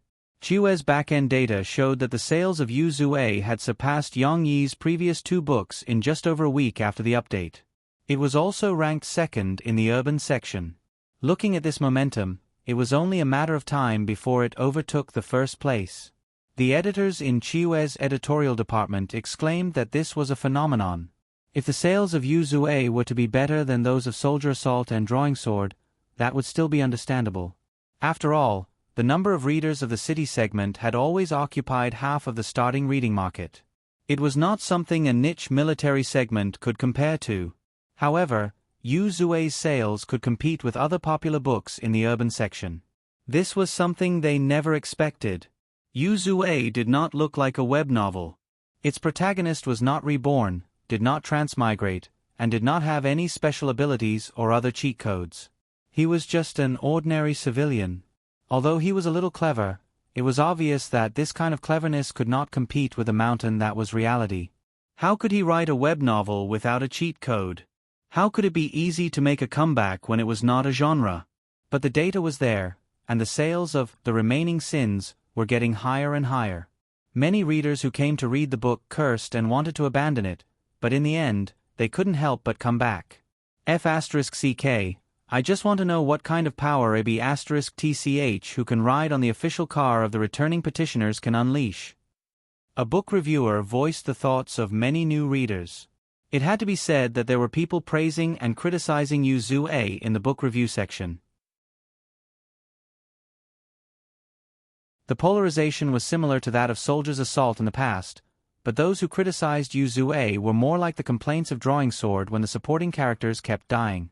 Those readers who were scolding him were, in fact, just trying to catch up. They were not as determined as those who were clamoring to abandon the book. Compared to the one-sided negative reviews in the book review section when the book was first released, it was much better. Obviously, Tai Jr. Com was not willing to continue paying the trolls. They realized that they had been causing a ruckus for a while, but it was only a one-man show. Others ignored them, and it didn't even hurt them. The group of people led by Ling Yun chose to retreat with their tails between their legs. Tai Jr. Com's editorial department could not care less about The Remaining Sins, which had no conflict of interest with them. What they needed to pay the most attention to now was the sales of the 2 physical books, Soldier's Assault and Drawing Sword. According to the previous arrangement, the godly author under their banner, Dan Hen Scar, would also have a signing event on the first day of August. And the next day, the results for Dan Hen Scar were out. Driven by the signing event, the sales of the new and old physical copies of Dan Hen Scar had reached 250,000 copies nationwide. Of course, this result was not good, but under the circumstances where physical sales of online literature were generally not high, 250,000 copies was still an excellent result. For this reason, Tai Jr. Com's editorial department even opened a bottle of champagne and held a small celebration. On the other hand, the opponent's results had to be calculated by the data released by the Copyright Association. The data released by the Copyright Association would generally be delayed by half a day, which was a form of protection for the original channel. Therefore, Ling Yun Extreme did not rest at noon. He kept urging Fishball to refresh the webpage. Is there any news? Fishball looked at the computer screen and was dumbfounded. There is, but... Ling Yun Extreme impatiently walked up to take a look, and the string of dazzling numbers left him dumbfounded. 10. 100,000, 10,000. Ling Yun Extreme counted over and over again, refusing to believe it. Could the Copyright Association have made a mistake? Fishball asked weakly, how could the highest single book be more than 5 million copies? The computer showed that Drawing Sword had the highest sales, with more than 36 million copies sold on the first day. Soldier's Assault was a little less, but it still had more than 83 million copies sold on the first day. Ling Yun Extreme also felt that it was impossible. He went back to his office, found a phone, and dialed it. After a while, he walked in with a gloomy face. I asked a friend of mine in the Copyright Association to check. The numbers are correct, Ling Yun Extreme said sullenly. It can't be, right? How is that possible?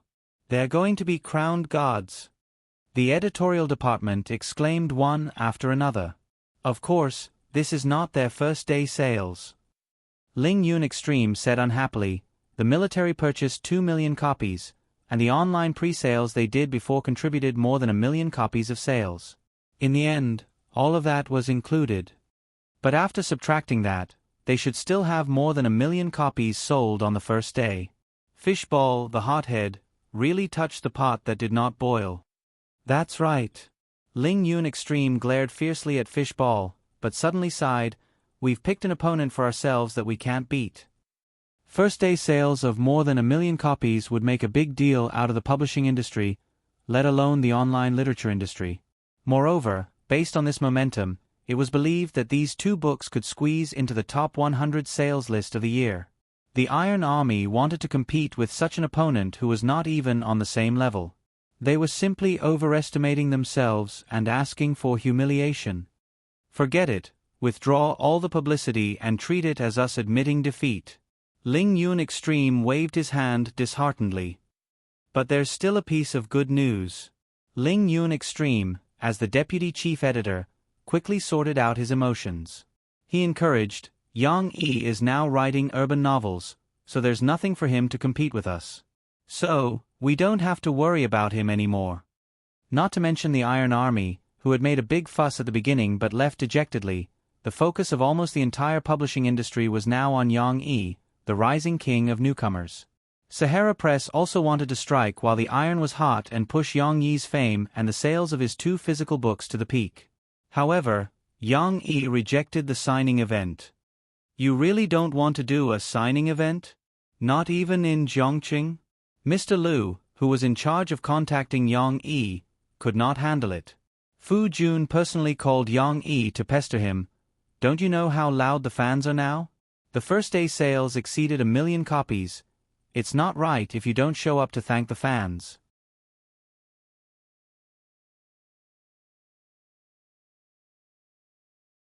Chapter 111. I don't have time, Brother Fu. Yang Yi understood Fu Jun's difficulties, but he was still reluctant to do so. F***CK, why aren't you free? You're usually running that coffee shop of yours that doesn't have many customers. You don't usually have many customers anyway.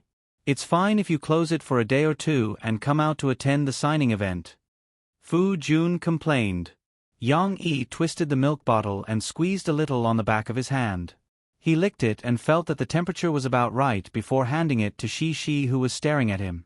This was his daughter's afternoon tea. Brother Fu, I have to take care of the child. Yang Yi picked up the phone that he had tossed aside and turned off the speaker. He smiled and said, You have to understand the helplessness of a stay-at-home dad. Why can't you even spare a day? Where's my sister-in-law? Fu Jun shouted. By the way, I haven't met your wife yet. When are you going to call her out and have fun in Guangzhou? How about I treat you to a meal? Let's get to know each other. The term, sister-in-law, was a little inappropriate. Yang Yi did not immediately respond. He paused for a moment before saying, She's busier than I am. She can't leave work. You're someone who earns millions a month and you still want your wife to go to work? Does she earn more than you? Fu Jun was puzzled. Yang Yi scratched his head. He really did not know how much Murphy could earn from commercial performances, but if he counted the savings from her peak, I think so. She's richer than me, Yang Yi said honestly. Fu Jun was speechless. He held it in for a while before saying, I see. No wonder you don't care about money at all.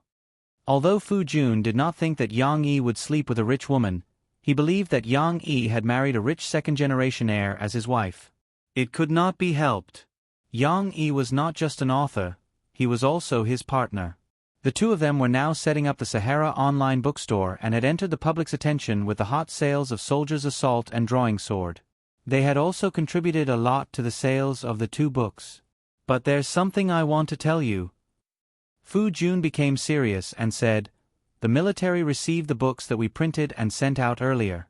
They told us that these two works were very well received in the army. Among them, the Jiangnan military region sent out an invitation letter, saying that they want you to go to the army and tell the recruits about the original intention of the creation and the spirit behind the two stories. Fu Jun sighed and said, I know you don't like these activities, but there's nothing you can do about it. You have to go even if you don't want to. Luckily, it's just the Jiangnan military district, where you guys are. Yang Yi wasn't as conflicted as Fu Jun thought. When he thought about going to the army to give a speech, he suddenly felt an indescribable emotion in his heart. Was it a desire that came from the depths of his memory? Or, in a sense, was it more timid to be close to home? Obviously, as an assassin in his previous life, Yang Yi did not have any special feelings towards the military. However, after fusing with the memories of his predecessor, Yang Yi could not help but occasionally experience the obsession of this body. It was not his original intention to leave the military camp. That place was still his hometown that he could not return to. Since he had such an obsession, he might as well go. Although it was not the military camp that he had been in before, Yang Yi felt that it would be better to go there and resolve this obsession. Hey, Yang Yi, this army is really not to be messed with. Even if you don't want to give me face, you have to give them face. Fu Jun was still trying to persuade him. Yang Yi smiled and asked directly, when? What? Let me ask you, when do they want me to go to the military camp? Yang Yi asked. I have to arrange for Shi to be sent to her mother's place. Otherwise, there will be no one to take care of her. We can't bring a child to the military camp, right? Shi, who was drinking milk, pricked up her ears and turned her head, looking at her father with her big bright eyes. No problem, I will immediately reply to the people in the Jiangnan military region and make an appointment with them. Fu Jun was overjoyed and hung up the phone. When she saw her father put down the phone, she could not wait to run over. She seemed to have grown taller. Her long legs climbed onto the chair in front of the bar. Where is Papa going to play? Why don't you take Shi with you?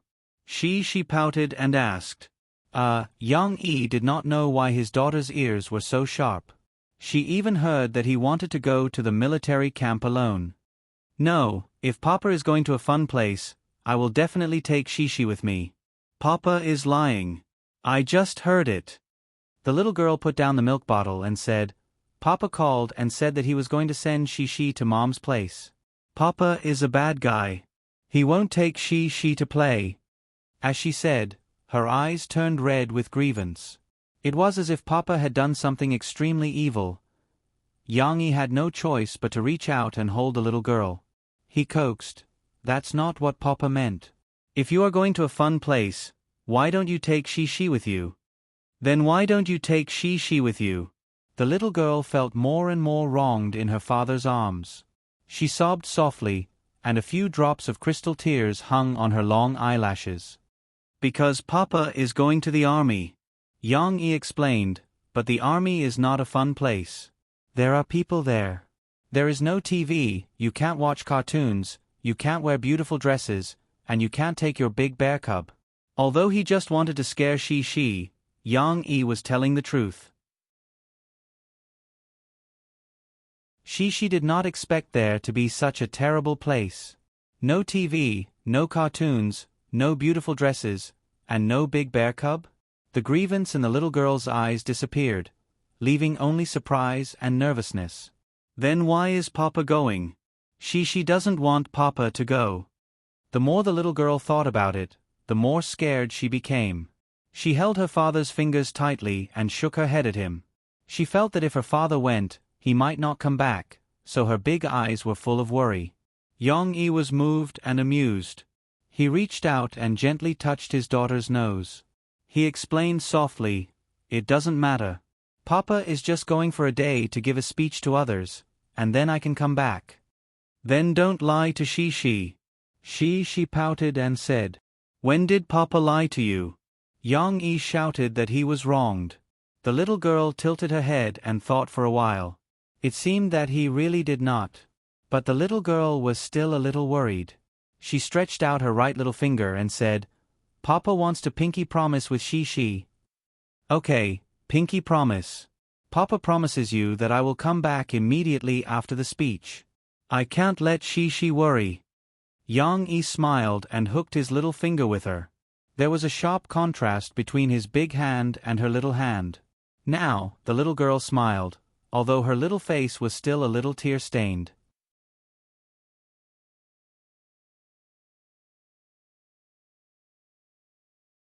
Chapter 112. Brother Yang, you're here to record songs again? In several commercial buildings in the West Pavilion Square at the main entrance of Jiangzhou Media University, there were many recording studios similar to WYN.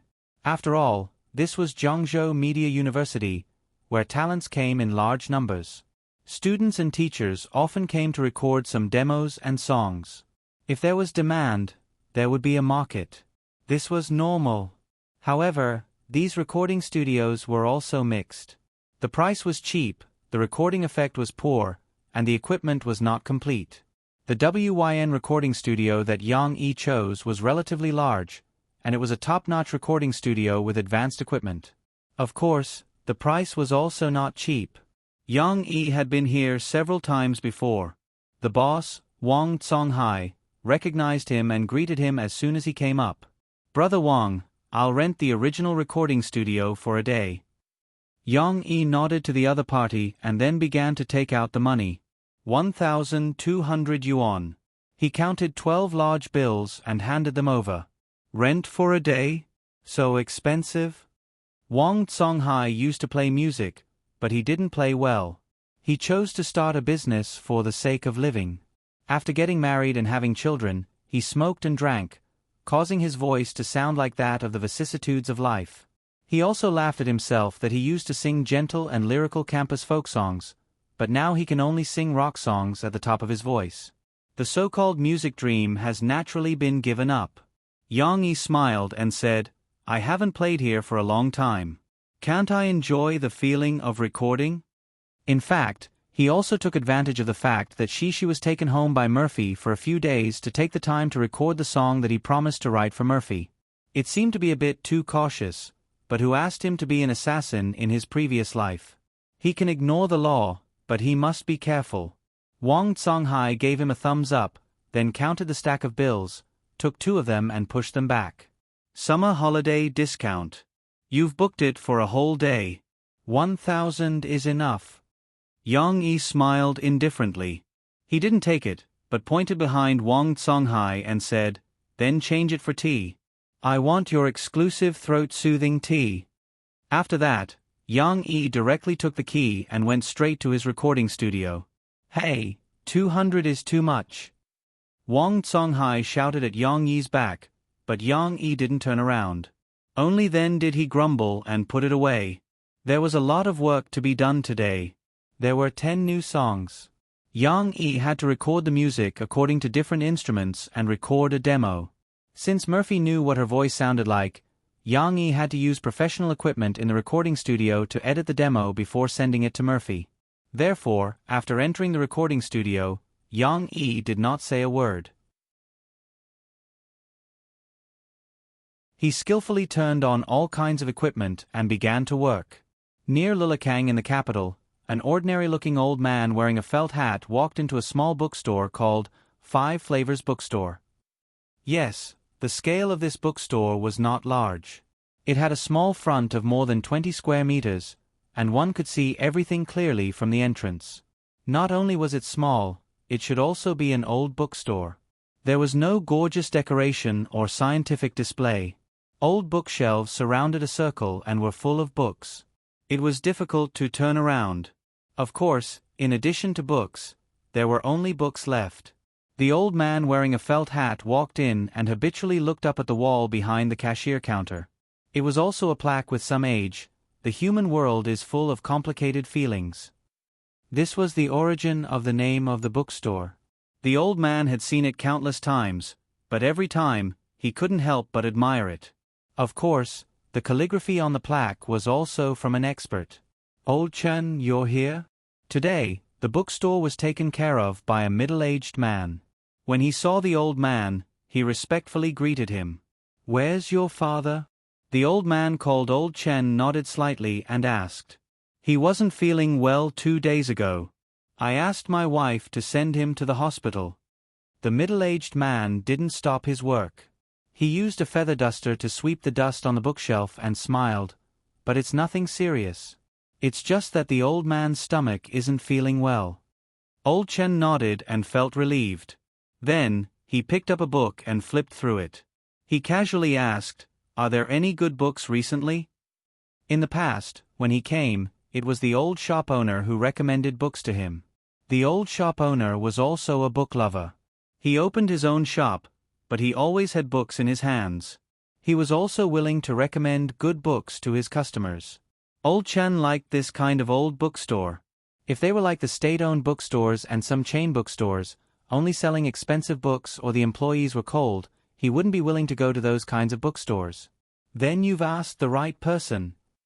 The middle-aged man laughed. "Recently, there are 2 popular books that are quite good. Wait a moment, I'll get them for you." Old Chen frowned and said with dissatisfaction, "I want good books. Why are you getting me popular books?" The middle-aged man poked his head out from the other side of the bookshelf and smiled. "Old Chen, don't worry.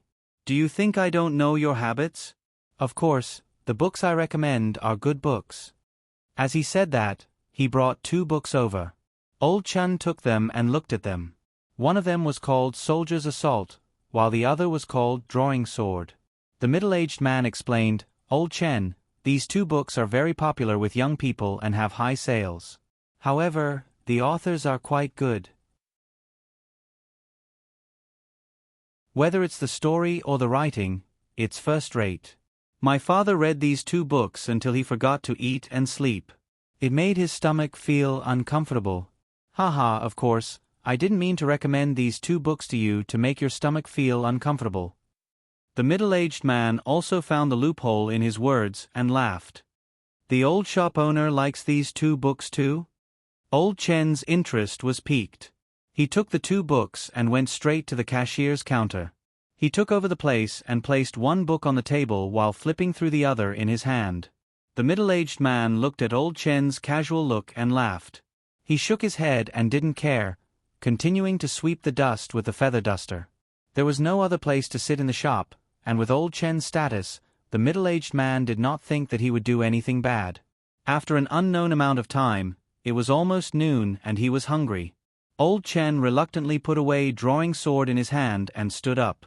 The middle-aged man was standing at the door smoking just now. When he saw the movement, he quickly put out his cigarette and came back. "Buy these 2 books. Your recommendation is good. It's 70 to 80% of your father's skills." Old Chen gave a rare compliment. The middle-aged man quickly changed the money and smiled. "Old Chen, is your next TV series going to be based on the story of these 2 books?" It turned out that Old Chen was Professor Chan Fengchen of the Capital City Academy of Drama. He was also a famous TV series director. Almost every year, Central TV would broadcast his TV series. He was a highly productive but highly demanding director. Naturally, there were many people who wrote scripts for Old Chen, but Old Chen would also dig up some excellent works and adapt them into TV series. In the past, the old shop owner recommended a good book to Old Chen that had been buried. In the end, Old Chen found someone to buy the copyright. After it was put into production, it would be Central TV's opening drama the following year. Although this story was not known to outsiders, the old shop owner still talked about it at home to this day. Old Chen was serious. He glanced at the middle-aged man and said, "Who knows?" The middle-aged man knew that old Chen liked to keep secrets. He smiled and said, "Haha, I'm still looking forward to it. To be honest, I'm hoping to see Li Yunlong on TV.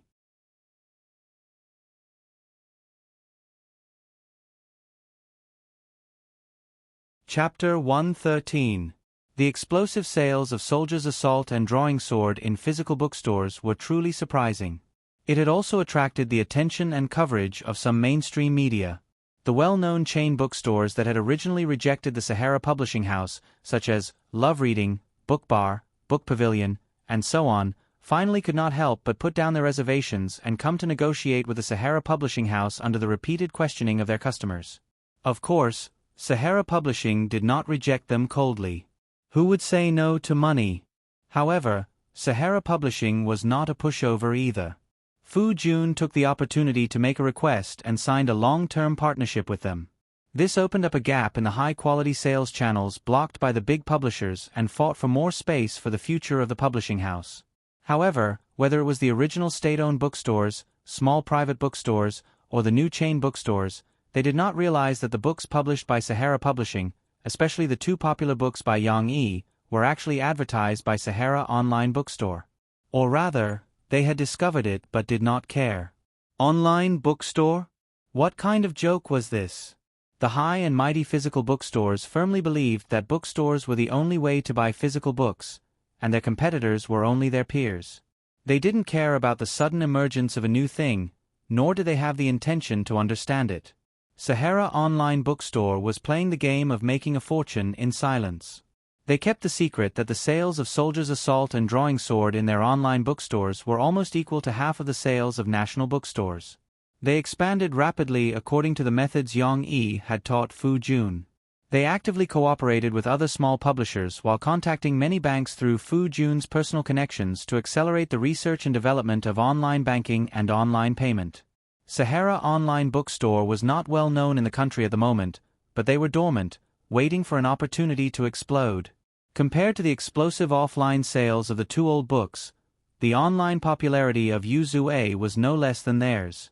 Whether it was old fans like Mu Yuqing or new fans, almost all of them had forgotten about Soldier Assault and Drawing Sword, which they had once been fans of, for the sake of the plot of Yu Zue. Everyone was completely addicted to the current Guangzhou special training plot. They didn't expect that after losing all their communication tools and money and being thrown on the street of a strange city, the one who had the best life wasn't in Jialu, who had the best grades, or Jiebing, who was the proud second generation, but Yu Zue and Mouse Gang, whom they despised the most. There were many similar sighs in the book review section. Obviously, the people who sighed were secretly delighted. After all, not everyone had a perfect family background, and not everyone was a genius with excellent grades. Most of the people were actually like Yu Zue and Mouse, born in the marketplace. When they saw such a character perform so well, they felt a sense of empathy and pride. Of course, the young fans would enjoy it more, while the mature bookworms would enjoy the conflict. Like Mu Yuqing, he already felt that there was something wrong with this special training. I'm afraid that Yang Dada's arrangement of this plot has a very deep meaning. How could a police officer's special training turn into PUBG? I felt that it was too troublesome.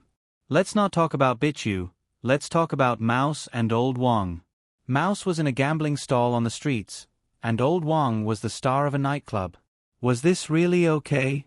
Can they return to the police force in the future?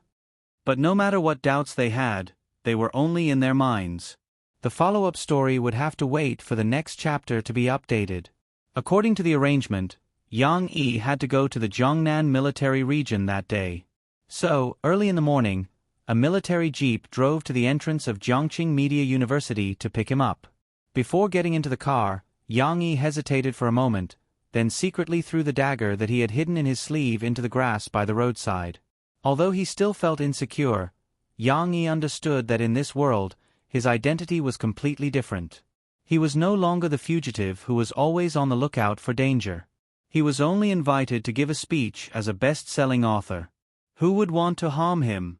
On the contrary, If Yang Yi was found to have brought a dagger to the military camp, it would cause unnecessary misunderstandings. After getting into the car, the soldier who was driving looked at Yang Yi and confirmed his identity. He didn't say much and started the car. Yang Yi didn't know that the driver was General Chiu Weigua's bodyguard. Old Master Chiu was so interested in Yang Yi that he even sent his own bodyguard to pick up Yang Yi. However, bodyguards were all taciturn people. They were used to not listening and not talking. Naturally, they wouldn't be like the taxi driver, who would chat even if he had something to say. Yang Yi was actually a taciturn person. He didn't want to chat, so he didn't say anything all the way until they reached the military camp. When the jeep drove into the gate that was guarded by guards, the guards puffed out their chests and raised their hands to salute. Yang Yi had an impulse and couldn't help but raise his hands to salute back. Although the movement wasn't loud, the driver still noticed it. He looked at Yang Yi with some surprise, but he still kept quiet and didn't say anything. After getting out of the car, Yang Yi looked around with some emotions. They were all very simple buildings. They weren't very tall, at most 4 or 5 stories. Each of them stood like sentinels in the military camp. There was only one color in the army's territory, and that was green. Green vegetation, green trees, and the soldiers who were walking around were all wearing camouflage green uniforms. It was very familiar and very intimate. It was right to come this time because Yang Yi felt that the obsession in his heart seemed to have found an outlet and was slowly disappearing. "This is your home. Perhaps it's better to leave you here?" Yang Yi thought to himself. Of course, Yang Yi wouldn't miss the military camp. Looking at what he was wearing today, it was obvious that he was wearing a loose shirt, casual pants, and flat shoes. Rather than saying that he was a veteran, it would be better to say that he was a casual businessman. "You are Yang Yi?" A voice interrupted Yang Yi's thoughts. How could he be so careless? Yang Yi secretly reprimanded himself. He didn't take any precautions at all and only thought about letting his imagination run wild. He turned his head and saw 2 old men with white hair and beards walking towards him. Both of them were wearing military uniforms and had a dignified temperament. Obviously, they weren't small fries. "Yes. Greetings, Chief." Yang Yi didn't know how to respond for a moment. He could only imitate some of the body movements of his predecessor. He stood up straight and saluted them. "As expected, you were a soldier." The slightly shorter old man laughed and said to the other one, "Old Chiu, you guessed it right."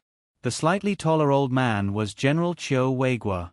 Old Chiu looked at Yang Yi with admiration and said with a smile, "Do you still need to guess?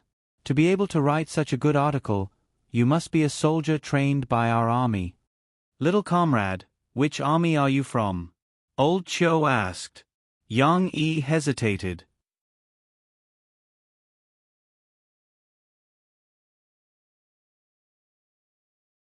Chapter 114. Translator, Endless Fantasy Translation Editor. Endless Fantasy Translation. Yang Yi finally said, "Sorry, I can't tell you." Elder Chiu and the other old man looked at each other in surprise. There was something that couldn't be told to them? This was too strange. This is the former Commander-in-Chief of the 4th Army and the current military advisor of the Jiangnan Military Region, General Chiu Weigua. This is the former Chief of Staff of the 6th Army and the current military advisor of the Jiangnan Military Region, General Zhang Lingzing. At this time, another general with stars on his shoulders walked over. He said in a loud voice, "In front of them, any secret lower than A is not a secret. The so-called military advisor is just a title." Elder Chiu laughed and pointed at the people who came over. He said to Yang Yi, "This is the Deputy Commander-in-Chief of the Jiangnan Military Region, Lu Pengju. Even if your secret is higher than A, you can still tell him." Yang Yi's forehead started to sweat. Wasn't this treatment 2F** King luxurious? 3 generals came to greet him as soon as he got out of the car? Of course, Yang Yi didn't know that Elder Chiu and Elder Zhang were just bored and wanted to see what the author of the 2 books looked like. As for General Lu, he just happened to pass by after a meeting. He saw the 2 old men and wanted to greet them. He just happened to hear their conversation. Since General Lu said so, how could Yang Yi be stubborn and not say anything? With the power of these three generals, it would only take a few minutes for them to check his background. Yang Yi saluted and shouted, "Former subordinate of the Southwest Military Region's Battle Wolf Special Forces, Yang Yi, greets the chief." But when Yang Yi said this, the three generals all sucked in a breath of cold air. Battle Wolf Special Forces were not rare. Every military region and former army had them. But the Southwest Military Region's Battle Wolf was not ordinary. They were in the troubled land of the Southwest. They often had to face the threat of small warlords or armed drug dealers. This special force was truly an elite force tempered by the flames of war. Every year during the military competition, the team sent by the Jiangnan Military Region did not want to meet the people from the Southwest Military Region, especially the experts of the Battle Wolf Special Forces. Although it wasn't to the extent of being completely crushed, it was still impossible to get any points from them. This was also why the three generals had such a deep impression of this special force. However, old General Chiu looked at Yang Yi and asked suspiciously, "Are you serious? It doesn't look like it." From the looks of it, Yang Yi did not look like a special forces soldier. His skin was not dark enough. Yang Yi's skin was already dark compared to normal people, but compared to the soldiers who were exposed to the sun and rain every day, Yang Yi's skin had become a little paler in the past few years. His figure wasn't solid enough either. Yang Yi was wearing a loose shirt today. From his appearance, he was indeed tall and masculine, but it couldn't show off his muscles. More importantly, Yang Yi did not have the killing intent of Zhang Lang and the other special forces. The look in his eyes was sparse and ordinary, no different from an ordinary person. Naturally, they didn't understand that Yang Yi's qi restraining skill could be seen through by them. However, old General Chiu's words aroused Yang Yi's arrogance. Other things didn't matter, but being a member of Zhang Lang was the pride of his predecessor's life. How could he allow others to question him? Yang Yi smiled faintly and said, "Whether it's true or not, won't we know after we test it?" "Hey, I think Xiao Yang's words are good." Old General Zhang patted old General Chiu and smiled. "What he said is true and not false. If you don't think it's true, you have to test it." Old General Chiu couldn't stand the provocation and immediately called for his guard. "Xiao Yan, come over and test with our guest. See if Xiao Yang is really a soldier from Zhang Lang." Xiao Yan was the guard who drove to pick up Yang Yi. He was 22 or 23 years old.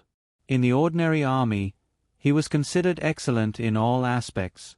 However, Yang Yi could tell at a glance that the other party was very weak. Not to mention Yang Yi, he probably couldn't even fight with the ordinary special forces soldiers. However, Yang Yi was still calm. He smiled faintly and began to unbutton his watch and shirt. He only wore one shirt today. If he accidentally tore it, where would he get a change of clothes? Lu Pengju watched with interest. He also wanted to know Yang Yi's strength. Now, everyone's attention had shifted from what kind of person the author of the two books are to whether Yang Yi was a member of Zhang Lang. Of course, he could also call the Southwest Military Region to ask, but that wouldn't be as interesting as it was now. Yang Yi had just taken off his shirt when old General Chiu looked at him differently. It turned out that there was so much material under the shirt. His muscles were firm, and his abs were like plates. With such a figure, Yang Yi's words were probably more believable. "Little Yang, you're hiding your strength." Old General Chiu smiled meaningfully and then said to his guard, "Little Yan, you have to show some real skills." After Xiao Yan heard that Yang Yi was from Zhang Lang, his eyes were filled with eagerness. He didn't even need old Master Chiu to remind him. He had a serious expression on his face, as if he was facing the most important college entrance examination in his life. Yang Yi, on the other hand, acted very naturally. He put the things aside and walked slowly to Xiao Yan. He didn't have a tense expression like little Yan. Instead, he looked relaxed and even beckoned to the other party, "Come on. Be careful." Little Yan wanted to be polite, but when he saw that Yang Yi didn't take him seriously, he was unhappy. He shouted, took a step forward, and threw a standard military punch from his waist. Yang Yi turned sideways and dodged Little Yan's punch. Of course, Little Yan had another move. He turned around and threw a hook punch at Yang Yi's waist. He still had a trick up his sleeve. This punch was more threatening if it hit the ribs or the head. Yang Yi's reaction was fast. He immediately turned sideways and dodged the hook.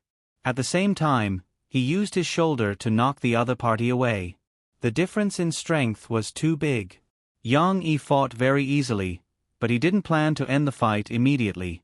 After all, Little Yan's merciful performance left a good impression on him. Since Little Yan was merciful, there was no need for him to be ruthless. Yang Yi only blocked and didn't fight back at first. After a few rounds with Little Yan, it looked like he was still in a difficult situation. Little Yan was confused because he was too involved. He thought that he could take down Yang Yi if he put in more effort. Suddenly, Yang Yi stepped forward and threw a punch with his right fist. Little Yan's left and right arms were almost knocked away at the same time. Just as the center door was wide open, Yang Yi's right hand was like a knife, stabbing toward Little Yan's throat. The whole process was too fast. Almost no one saw how Yang Yi suddenly beat Little Yan to the point that he couldn't fight back. Only Little Yan felt the shadow of death at that moment. Luckily, Yang Yi's hand stopped half a centimeter away from Little Yan's throat. "Thank you for letting me win." Yang Yi smiled and retracted his hand. He gently patted Little Yan's shoulder, who was still covered in cold sweat and dumbfounded. Note 1. The military plot is just a small episode, so it's written here that Yang Yi is from Wolf Warriors. Yes, Little Yan is paying tribute to a dedicated, handsome, and awesome action actor-director. That's right, it's him. Everyone, shout his name loudly.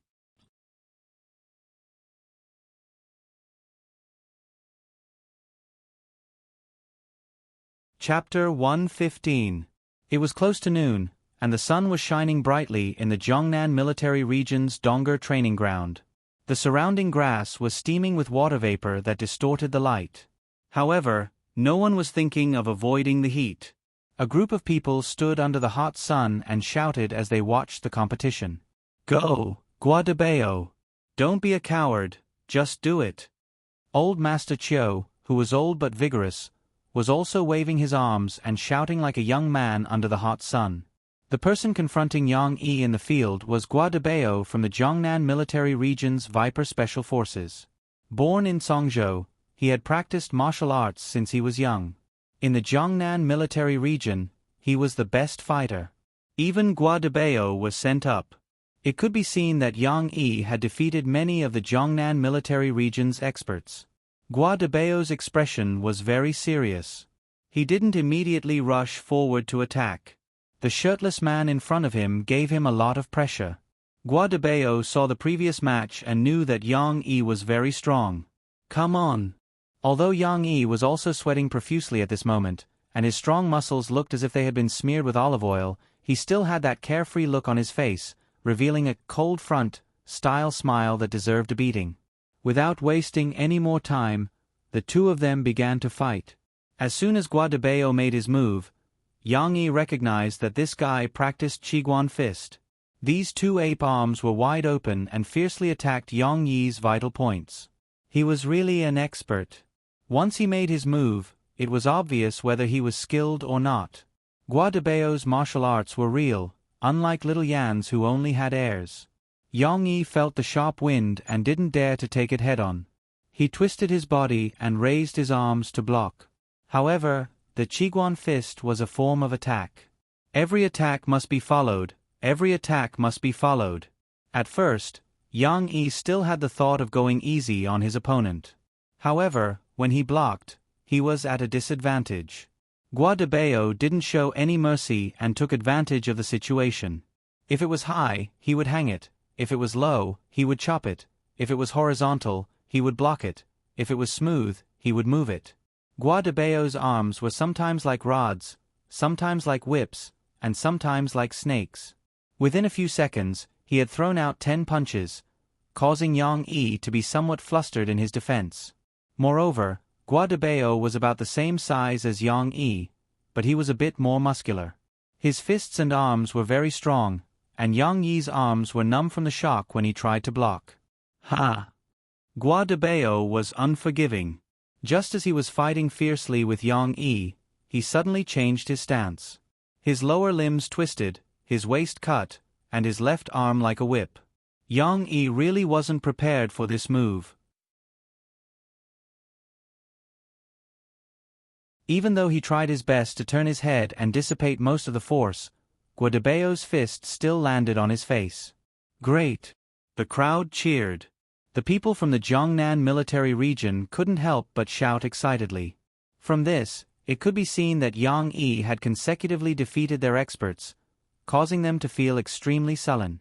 On the other hand, Gua de Bao was a bit embarrassed. He withdrew his hand, scratched his head and apologized. I didn't stop this. Yang Yi reached out and touched it. A bit of blood seeped out of the corner of his mouth. However, this was just a small injury. Yang Yi didn't take it to heart. On the contrary, it was stained with blood.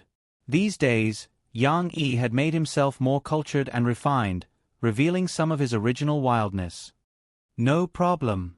Let's go again. Yang Yi grinned excitedly. He raised his two fists and got into a fighting stance. In the end, Gua de Bao was the #1 expert in the Jiangnan military region. If it was only based on punches and kicks, Gua de Bao's strength was very strong. Yang Yi's interest was completely raised. Good. Again. Gua de Bao was also very happy. He shouted and took the initiative to attack again. This time, Yang Yi didn't passively defend. He also fought with Gua de Bao head-on. How strong was Yang Yi when he was serious? He didn't understand it himself, but without using his internal energy, Yang Yi and Gua de Bao's fists were on par with each other. This was still Yang Yi using the Hong Quan that his predecessor had learned in elementary school. The Hong Quan had the power of a lion and tiger, and also the dexterity of a white crane. The Zhongquan also had the combination of hardness and softness. The two experts were fighting with their fists, and the next moment, they were moving nimbly. It was a battle of wits and courage. This made the Special Forces soldiers who were watching the scene frightened and couldn't help but be excited. However, Gua de Bao was still not as good as Yang Yi. Yang Yi suddenly changed his move. He used the body movement that he learned in his previous life. He suddenly circled around Gua de Bao's back. Gua de Bao was shocked. He wanted to turn around, but he was punched by Yang Yi in the ribs. When he came back to his senses, Yang Yi had already completed the chokehold and neck-twisting action. Of course, he didn't really kill him, but Gua de Bao understood that if he was really on the battlefield, he would already be dead. I lost. Gua de Bao was still very open-minded. He lowered his hand and sighed as he admitted defeat. Even so, his teammates at the side of the field still gave him an encouraging applause. Of course, they also applauded for this wonderful duel. Yang Yi's victory wasn't easy. He had to use some of his trump cards. He was also sweating all over, but he still grinned and gave Gua de Bao a friendly hug. Zhang Lang is indeed Zhang Lang. Do you see, there is always someone better than you. In the future, you should train hard and train hard. In fact, the old man had already acknowledged Yang Yi's words. At this moment, he was still using Yang Yi to reprimand this group of people who were narrow-minded. Yes. The surrounding soldiers of the Viper Special Forces responded one after another. Although some of them were still smiling, their eyes were already showing a serious light. They looked at Yang Yi and were especially fanatical. It was a pity that Yang Yi wasn't a woman. At noon, Old Master Chiu and Old Master Zhang dragged Yang Yi to Old Master Chiu's house for lunch. It was originally arranged to be in the military cafeteria, but Old Master Chiu's granddaughter wanted to see what her idol looked like, so Old Master Chiu agreed without hesitation. Chiu Shaoqian was quite enthusiastic about Yang Yi. Moreover, when she saw Yang Yi, who had an elegant temperament after wearing his shirt, she had a good impression of him. However, it was a pity that Yang Yi arrived home very late after a round of fighting.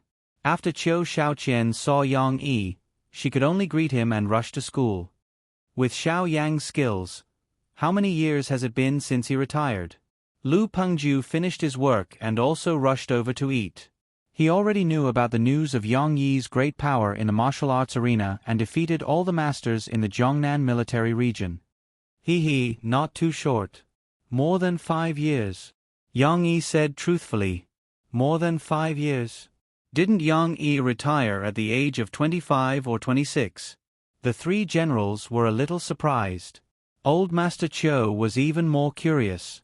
He asked, with your skills, there must not be many battle wolves. Are they willing to let you go? Although Battle Wolves was very powerful, they were only more experienced in actual combat and had been tempered in blood and fire to become stronger. In terms of individual skills, it was impossible for Battle Wolves to casually come out and defeat the number one master of another military region. The source of soldiers was similar. Battle Wolves didn't select the strongest people in the country. If they could reach this level, the other military regions wouldn't be able to survive. Yang Yi smiled faintly and said, "It's not a glorious thing to talk about, but it's not that I can't say it. At that time, in Battle Wolves, there was one time when I went out to perform a mission.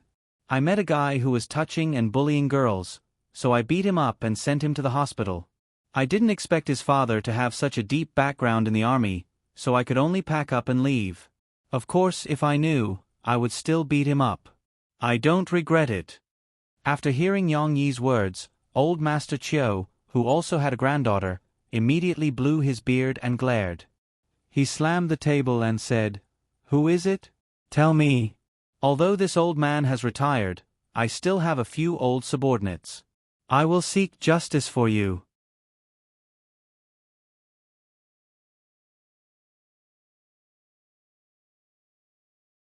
Chapter 116. Elder Chiu was a person who loved talent. And he had a fiery temper. He was an upright general who couldn't tolerate anything. When he said that he wanted to get justice for Yang Yi, he really wanted to do it. He didn't care about the consequences at all. Lu Pengju, who was next to him, was a bit shrewd. He looked at Elder Chiu and then looked at Yang Yi, but didn't say anything. Yang Yi shook his head with a wry smile and said, "No, thank you, General Chiu." "Why?" Elder Zhang couldn't help but ask. "Chiu Weigua wants to get justice for you." "How rare is that?" "Because—" Yang Yi smiled wryly. He finally sighed and said a name, "Because it's Lu Donglai." "Lu Donglai?" Elder Chiu didn't react. He had been retired for too long. "Lu Donglai." Lu Pengju opened his mouth. He looked at Yang Yi with some surprise. Seeing Yang Yi nod, he smiled and said, "So it's him. No wonder you said no." Lu Pengju saw Elder Chiu's puzzled look and explained to him, Lu Donglai used to be the head of the logistics department of the Southwest Military Region. He was one of XX's people. 2 years ago, something happened to XX, and he lost his backing. Last year, he was investigated. Yes, Yang Yi originally wanted to help his predecessor, but he saw the news in his predecessor's memory. Lu Donglai was shot at the beginning of this year. His son was also found out because of many cases and sentenced to decades of imprisonment. But the execution of the culprit didn't bring any joy to the original Yang Yi. Because what was the use of those bad guys being punished? Could he get back what he had lost? 5 years had passed, and he could no longer return to the familiar barracks. He could no longer fight side by side with his brothers. Of course, it was only the original Yang Yi who was in pain. The current Yang Yi didn't care at all. So, when Lu Pengju, who had let go of his worries, threw an olive branch to him, "Little Yang's skills are still the same as before. It would be a pity if he left the military because of this." Lu Pengju became enthusiastic. He smiled and said, "Why don't you come to our Jiangnan military region? Even if you don't go to the front lines, you can still be an instructor for Viper." Old Master Zhang smiled and said, "Since little Lu has spoken, this is a rare opportunity. Little Yang, you have to think about it. It's not bad to come back and be a soldier." Old Master Chiu had also forgotten about Yang Yi's book. He sighed and said, "Yang Yi, with your skills, it's a waste of talent if you don't stay in the army." Yang Yi, of course, shook his head with a smile and said, Thank you for your favor, General Liu. But now, I have a family and my own business, and my daughter is still young. Although I really miss the past, I also need to cherish the life I have now. I'm sorry, but I can't let them go and return to the military camp. Lu Pengju felt a little regretful, but he was still an open-minded person, so he did not try to persuade him. Instead, he raised his cup to Yang Yi, using tea as wine to toast Yang Yi for his years of fighting for the country. According to the original plan, Yang Yi came to the field at 4 o'clock in the afternoon and gave a speech to the recruits who had been recruited this year. Even though it was 4 o'clock and the open-air field was still very hot, Yang Yi was not afraid. Below the field, there were thousands of recruits who had already been training under the scorching sun for 2 hours. They were tanned to the point of rosy, and their backs were drenched in sweat. He had to set an example. After stepping onto the stage, Yang Yi received the attention of thousands of fanatical eyes. Before this, these recruits had used the little time they had after training to read Yang Yi's book. They were already very curious about the author. At noon, Yang Yi and Viper's people competed in the East 2nd Martial Arts practice field. Some recruits who passed by saw it. Although they did not know that Yang Yi was a member of Battle Wolves, which was ordered to be kept secret, the news that the author of Soldier's Assault and Drawing Sword was also a former soldier quickly spread in the military region. What was an idol? This was what an idol was. Yang Yi still followed the rules and thanked them before getting to the point. Military discipline and conscience. These are the topics I want to talk to you about today. The topic was still in line with the rules. Several leaders nodded in satisfaction. We all come from all over the world and came here for the same purpose. Yang Yi opened with a famous quote, but it had never appeared in this world before. It sounded profound and somewhat unfathomable. Maybe some of you are like Chung Kai, with good family conditions and high self-esteem. You want to join the army and achieve great things. Maybe some of you are like Su Sanduo, born poor and sent to the barracks without knowing anything. I don't know if you will raise your hands when you see a tank, but I hope you won't. Yang Yi's words caused some laughter in the audience. I know, there are some friends like Li Yunlong. They are unruly, but they have great talent in their vulgarity. It's good to be brothers with such people, but don't be his wife. No, think about that monk. It's dangerous to be brothers with him. The audience roared with laughter. Even the leaders on the stage couldn't help but laugh. Was Yang Yi mocking himself? After everyone finished laughing, Yang Yi said, "But no matter where you come from, what kind of experience you have in the past, and what kind of character you have, when you come to the army, you have to put aside the word ego. Because we have iron military discipline. Moreover, not every squad leader is like Shi Jin, and not every political commissar is like Zhao Gang." There was still laughter in the audience, but it was much quieter. Gradually, they all started to ponder. Novels are novels after all.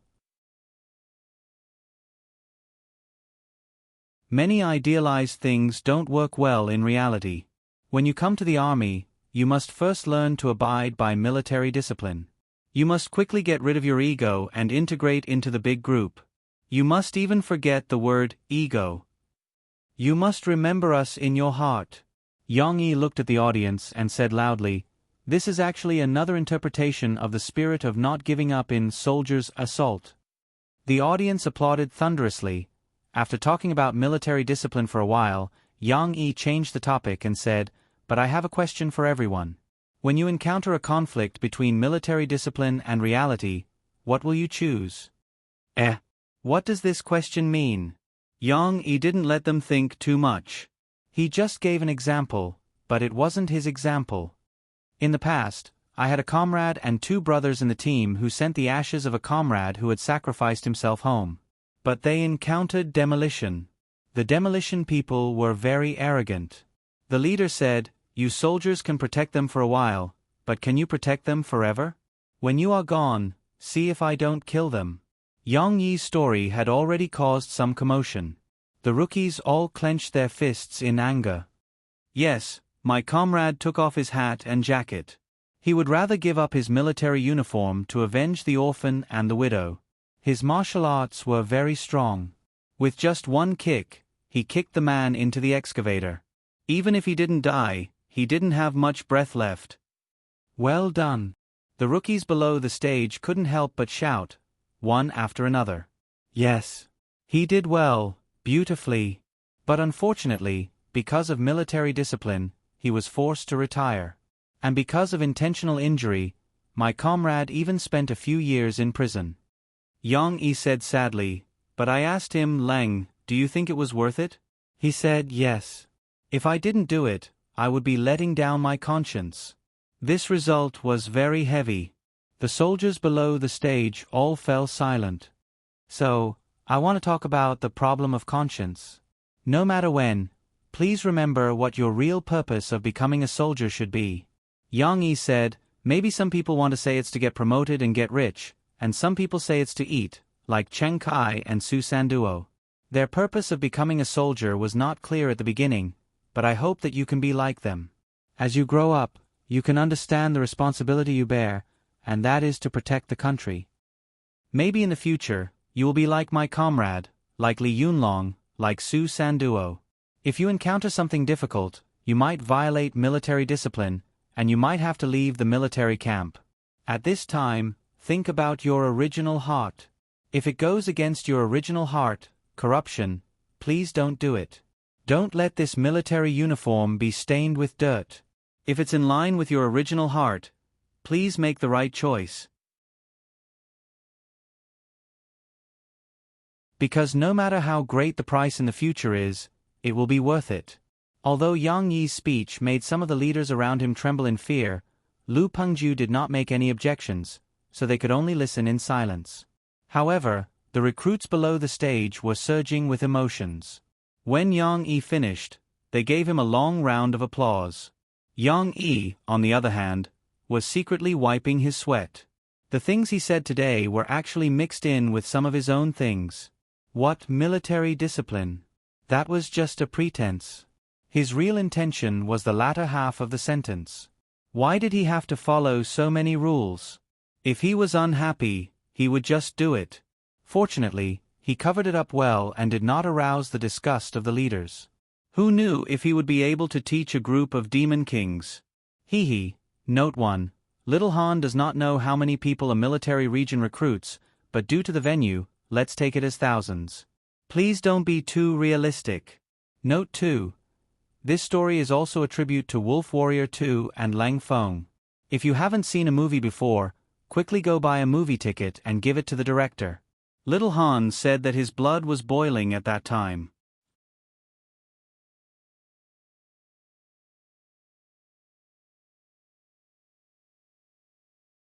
Chapter 117. There were no more incidents at the military camp. Yang Yi was sent back that night. Of course, he couldn't avoid getting drunk. Luckily, Yang Yi used his inner strength to force out some alcohol so that he wouldn't be knocked out. It was Xiao Yan who drove Yang Yi to the main entrance of Rivertown Media University. After Yang Yi got out of the car, he was in a daze for a while. I seem to have forgotten something?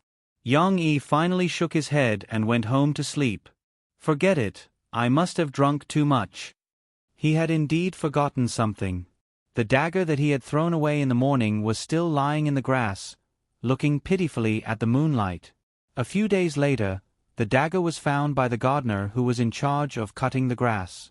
The rumor that there might be roaming robbers near Rivertown Media University spread around the campus, causing some students who were still in school to panic.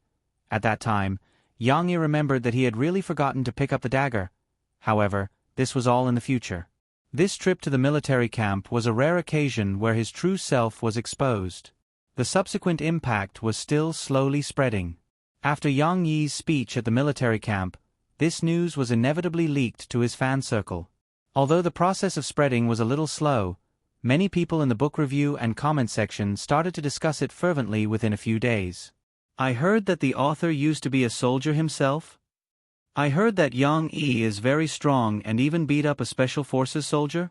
Haha, I remember a previous post where a reader who revealed himself to be a special forces soldier analyzed it. He said that the details in the novel were very real and Yang Yi was definitely a retired special forces soldier. At that time, there were people who mocked that it was impossible. The thing that writers don't lack the least is imagination. How can one write about a Special Forces soldier and be a Special Forces soldier himself? Now it's a slap in the face. That's right. Someone who can describe the details of a girl's makeup and hair well might not be a crossdresser, but someone who can write accurate and detailed details of a special operation must be a Special Forces soldier. After all, the experience of a Special Forces soldier is still very rare. Without personal experience, how can one write well? After hearing about Yang Yi's identity, I'm relieved. All of you weaklings, come over here and kneel before the Special Forces boss. Upstairs, you guys are making our hearts itch. What does Yang Yi look like? Was he handsome? How old is he? Was he married? Why isn't there any information about him on the internet? Same question. Yang Yi's book is selling so well, but he doesn't even hold a book signing event. Isn't that too much? That's right. Editor, I know you're reading it. Hurry up and inform the author to come out and organize a signing event. We want to meet in person. If it's a signing event, I'll definitely support it. I bought the book when it was on sale, but if I come to Shanghai for a book signing, I'll buy 10 more books on the spot and give them to my friends. Top floor. However, these appeals were of no use. Yang Yi was still unwilling to be a public figure. He mercilessly rejected Fu Jun's repeated requests for signings and also rejected Qi Yu's invitations for offline events. He really had a lot of things to do. Opening the shop and spending time with his daughter was the most important thing. The next day after Yang Yi came back, he went to pick up Shi. The little girl called early in the morning and asked loudly, "Has Papa been caught in that terrible place and hasn't come back yet?" When he arrived at Murphy's house, Yang Yi nodded to the nanny, Auntie Zhu, who opened the door with some embarrassment. The last time he came over, he was not so friendly. Because of that incident, Auntie Zhu and Yang Yi were quite embarrassed to face each other. She found an excuse and hid in her nanny's room. "Papa, I'm so worried about you." She was indeed her father's considerate little cotton-padded jacket. As soon as she came up, she couldn't wait to throw herself into her father's arms and called out in a very pleasant voice, "What are you worried about? Isn't Papa fine?" Yang Yi smiled and pinched the little girl's nose. Murphy also started to pack up now. While she folded some of Shi's underwear and put it into the box, she complained, "After being spoiled by you for a few days, she's become more and more naughty. She's only been home for 2 days and she's already clamoring to go back to Papa's place. Because Papa will make delicious food for Shi. She pouted and said unhappily. Murphy pursed her lips and pretended to be very wronged. "Then Mom won't make delicious food for Shi. She doesn't want Mom anymore, right?" No, how could she not want Mom?" The little girl hurriedly waved her hand. "Then what should we do?" Murphy teased her. She tilted her head and thought for a moment, then said innocently, "Mom can live with Papa and Shi. That way, Papa can also make delicious food for Mom." Yang Yi didn't say a word and only listened with interest. Murphy glanced at Yang Yi's smiling appearance. She rolled her eyes at him in annoyance and kicked him when she handed over the luggage to Yang Yi. What? Although it didn't hurt or itch, Yang Yi still felt puzzled. "You mother and daughter are bickering. I'm just watching the show. How can I be implicated?" "Nothing." Murphy snorted. When they were about to leave, Murphy called out to Yang Yi. She hesitated for a moment and said, "That's right. After I'm done with this trip, I'll ask Sister Ling for half a month's leave for the next half a month. Then, I'll find a kindergarten for Shi with you." "What's a kindergarten?" She asked curiously. "A kindergarten is a very fun place," Murphy coaxed. "For the next half a month, I want to stay at your place." Murphy didn't finish speaking and quickly added a few words of explanation, "But this is because she always wants to stay at your place. I want to accompany her." Okay.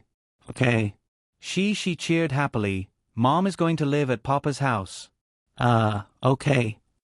Yang Yi nodded and said, This reaction was a bit cold. It couldn't even compare to Shi. Murphy said with some dissatisfaction, "What? You're still not happy?" Yong-yi complained. "Where is that? You can stay for as many days as you want." At this moment, Murphy seemed to have seen something and suddenly grabbed the luggage in Yong-yi's hand. "Wait a minute, don't go yet. Come over here and let me see." Yong-yi was inexplicably pulled into the living room. Under the bright light, she was also put down. "Yong-yi, squat down," Murphy ordered. "What?" Yong-yi was confused, but he still obediently squatted down. Cece, on the other hand, watched curiously from the side. Yong-yi, who had just squatted down, suddenly felt a fragrance. Murphy, who was wearing home clothes, walked in front of him, but before he could size her up, his face was cupped by Murphy's hands and gently lifted up. Looking from bottom to top, Murphy's delicate and flawless face was still breathtakingly beautiful. It really was 360 degrees without any blind spots. However, Murphy frowned. She gently touched the corner of Yong-yi's mouth, which still had some traces of the wound, and asked suspiciously, "Where did you go yesterday? How did you get injured?" Yong-yi saw that he couldn't hide it anymore, so he could only tell the truth. "When I went to the army, I couldn't avoid sparring with the experts, and I accidentally got punched. But it's okay, I still won." "How could you be so reckless? Why did you fight with others for no reason?" Murphy didn't care whether he won or lost, and said anxiously, "Your mouth is cracked, does it still hurt?" Yong-yi didn't know why, but he felt warm in his heart. This small wound couldn't be compared to the injuries he suffered in his previous life, but in his previous life, no one cared about him like this. "It's okay, it's just a small injury," Yong-yi comforted. "Actually, I was too careless. If I was more serious, he wouldn't even be able to touch me." "You still dare to say fighting is wrong," Murphy said angrily. "Are you hurt anywhere? I'll find something to wipe it for you." Okay, it's my fault. But there's really no need, it's just a small injury, it's not that serious." Yong-yi stood up, held down the anxious Murphy, and persuaded her.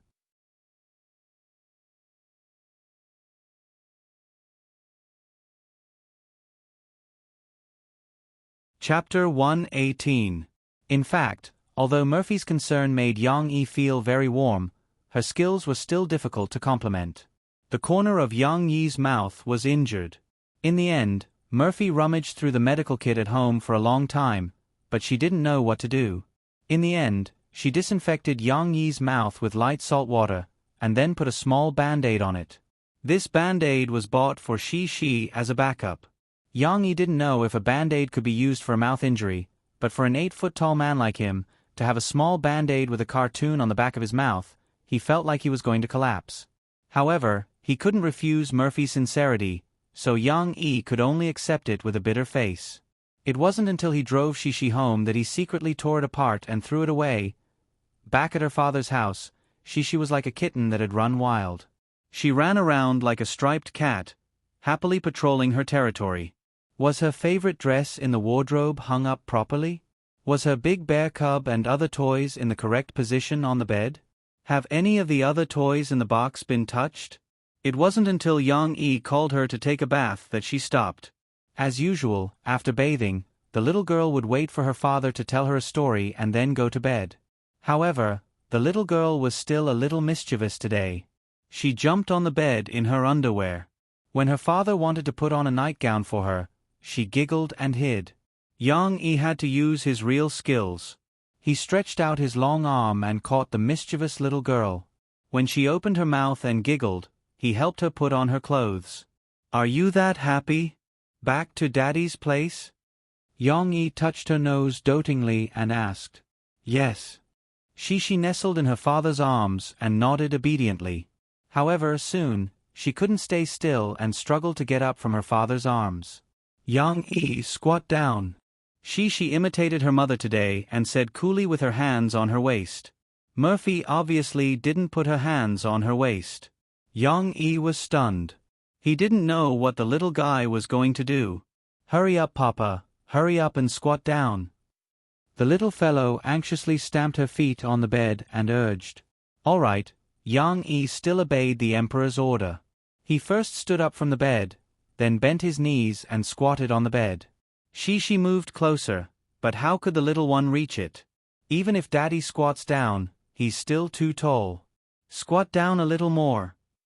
She pressed on her father's shoulder and said while jumping up and down. Yang Yi had no choice but to bend down again. In the end, he simply kneeled on the bed with one leg and used the other to support his balance. Only then could he be on equal footing with the little girl who was standing. Let me take a look at your wound. She imitated her father to the end. She held her father's face with her small hands and looked distressed. She opened her big eyes and leaned over. Yang Yi could not help but smile.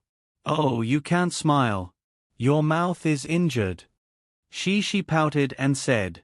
Yang Yi quickly restrained his smile and pursed his lips. All right. I saw it. Yang Yi, your mouth is injured. What should we do?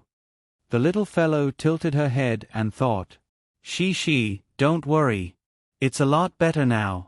It'll be completely healed tomorrow. Yang Yi, who had zero cooperative ability, was still comforting Shi. However, the little girl suddenly lowered her head and smacked the corner of her father's mouth. It was really just the corner of his mouth. Yang Yi subconsciously turned his face sideways. The place where she kissed was almost the same as his cheek. Even so, Yang Yi was still stunned by his daughter's words. All right. Mom said that wherever it hurts, she will kiss it and it won't hurt anymore. The little girl innocently patted her father's shoulder and said boldly, Yang Yi, you won't feel pain anymore. Although Yang Yi often let Shi kiss his cheek, or he would kiss his daughter's forehead intimately, this was a small problem. Of course, the little fellow did not know anything, but Yang Yi was a little conflicted. He even complained, Comrade Murphy, do you know that it's very problematic for you to instill some concepts into Shi's head? Do you know that your precious daughter, Ahem, stole the first kiss that originally belonged to you, Ahem, her father? Did Yang Yi still have his first kiss? He really did not know. But in his memory, this guy really did not have any intimate contact with other girls. As for the crazy night in the maple forest in the car, his memory was fragmented. He did not know if Yang Yi had kissed her. For the time being, he thought that there was still one. After being speechless for a long time, Yang Yi still felt uncomfortable in his heart. Although in some news reports in his previous life, there were many celebrities who kissed their children mouth to mouth. This might be a way to express love, but Yang Yi felt that it was wrong. However, she did not have such awareness. After the little fellow had enough, she climbed into the quilt by herself, patted the position next to her, and shouted, Papa, come quickly, tell Shi a story. Yang Yi shook his head, put aside this distracting thought, and went to tell his daughter a story. However, she did not seem to have the awareness that men and women should not touch each other. Yang Yi felt that it was necessary to discuss with Murphy to teach Shi some precautionary knowledge. Otherwise, when she went to kindergarten, she might have to come into contact with other little boys when her father was not around. Yang Yi did not want his daughter to kiss other little boys. How dare there be such a bold boy? Kill him with a knife.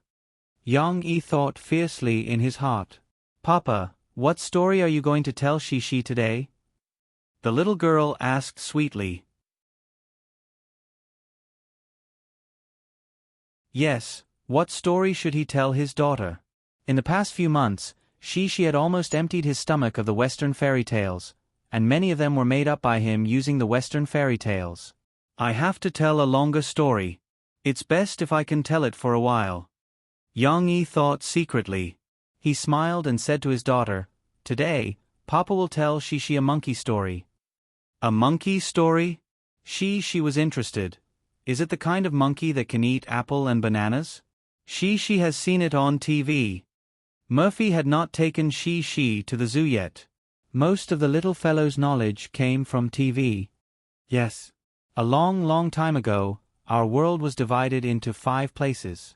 The one in the east was called Dongsheng Divine Continent, and the one in the west was called a Paragodania Continent.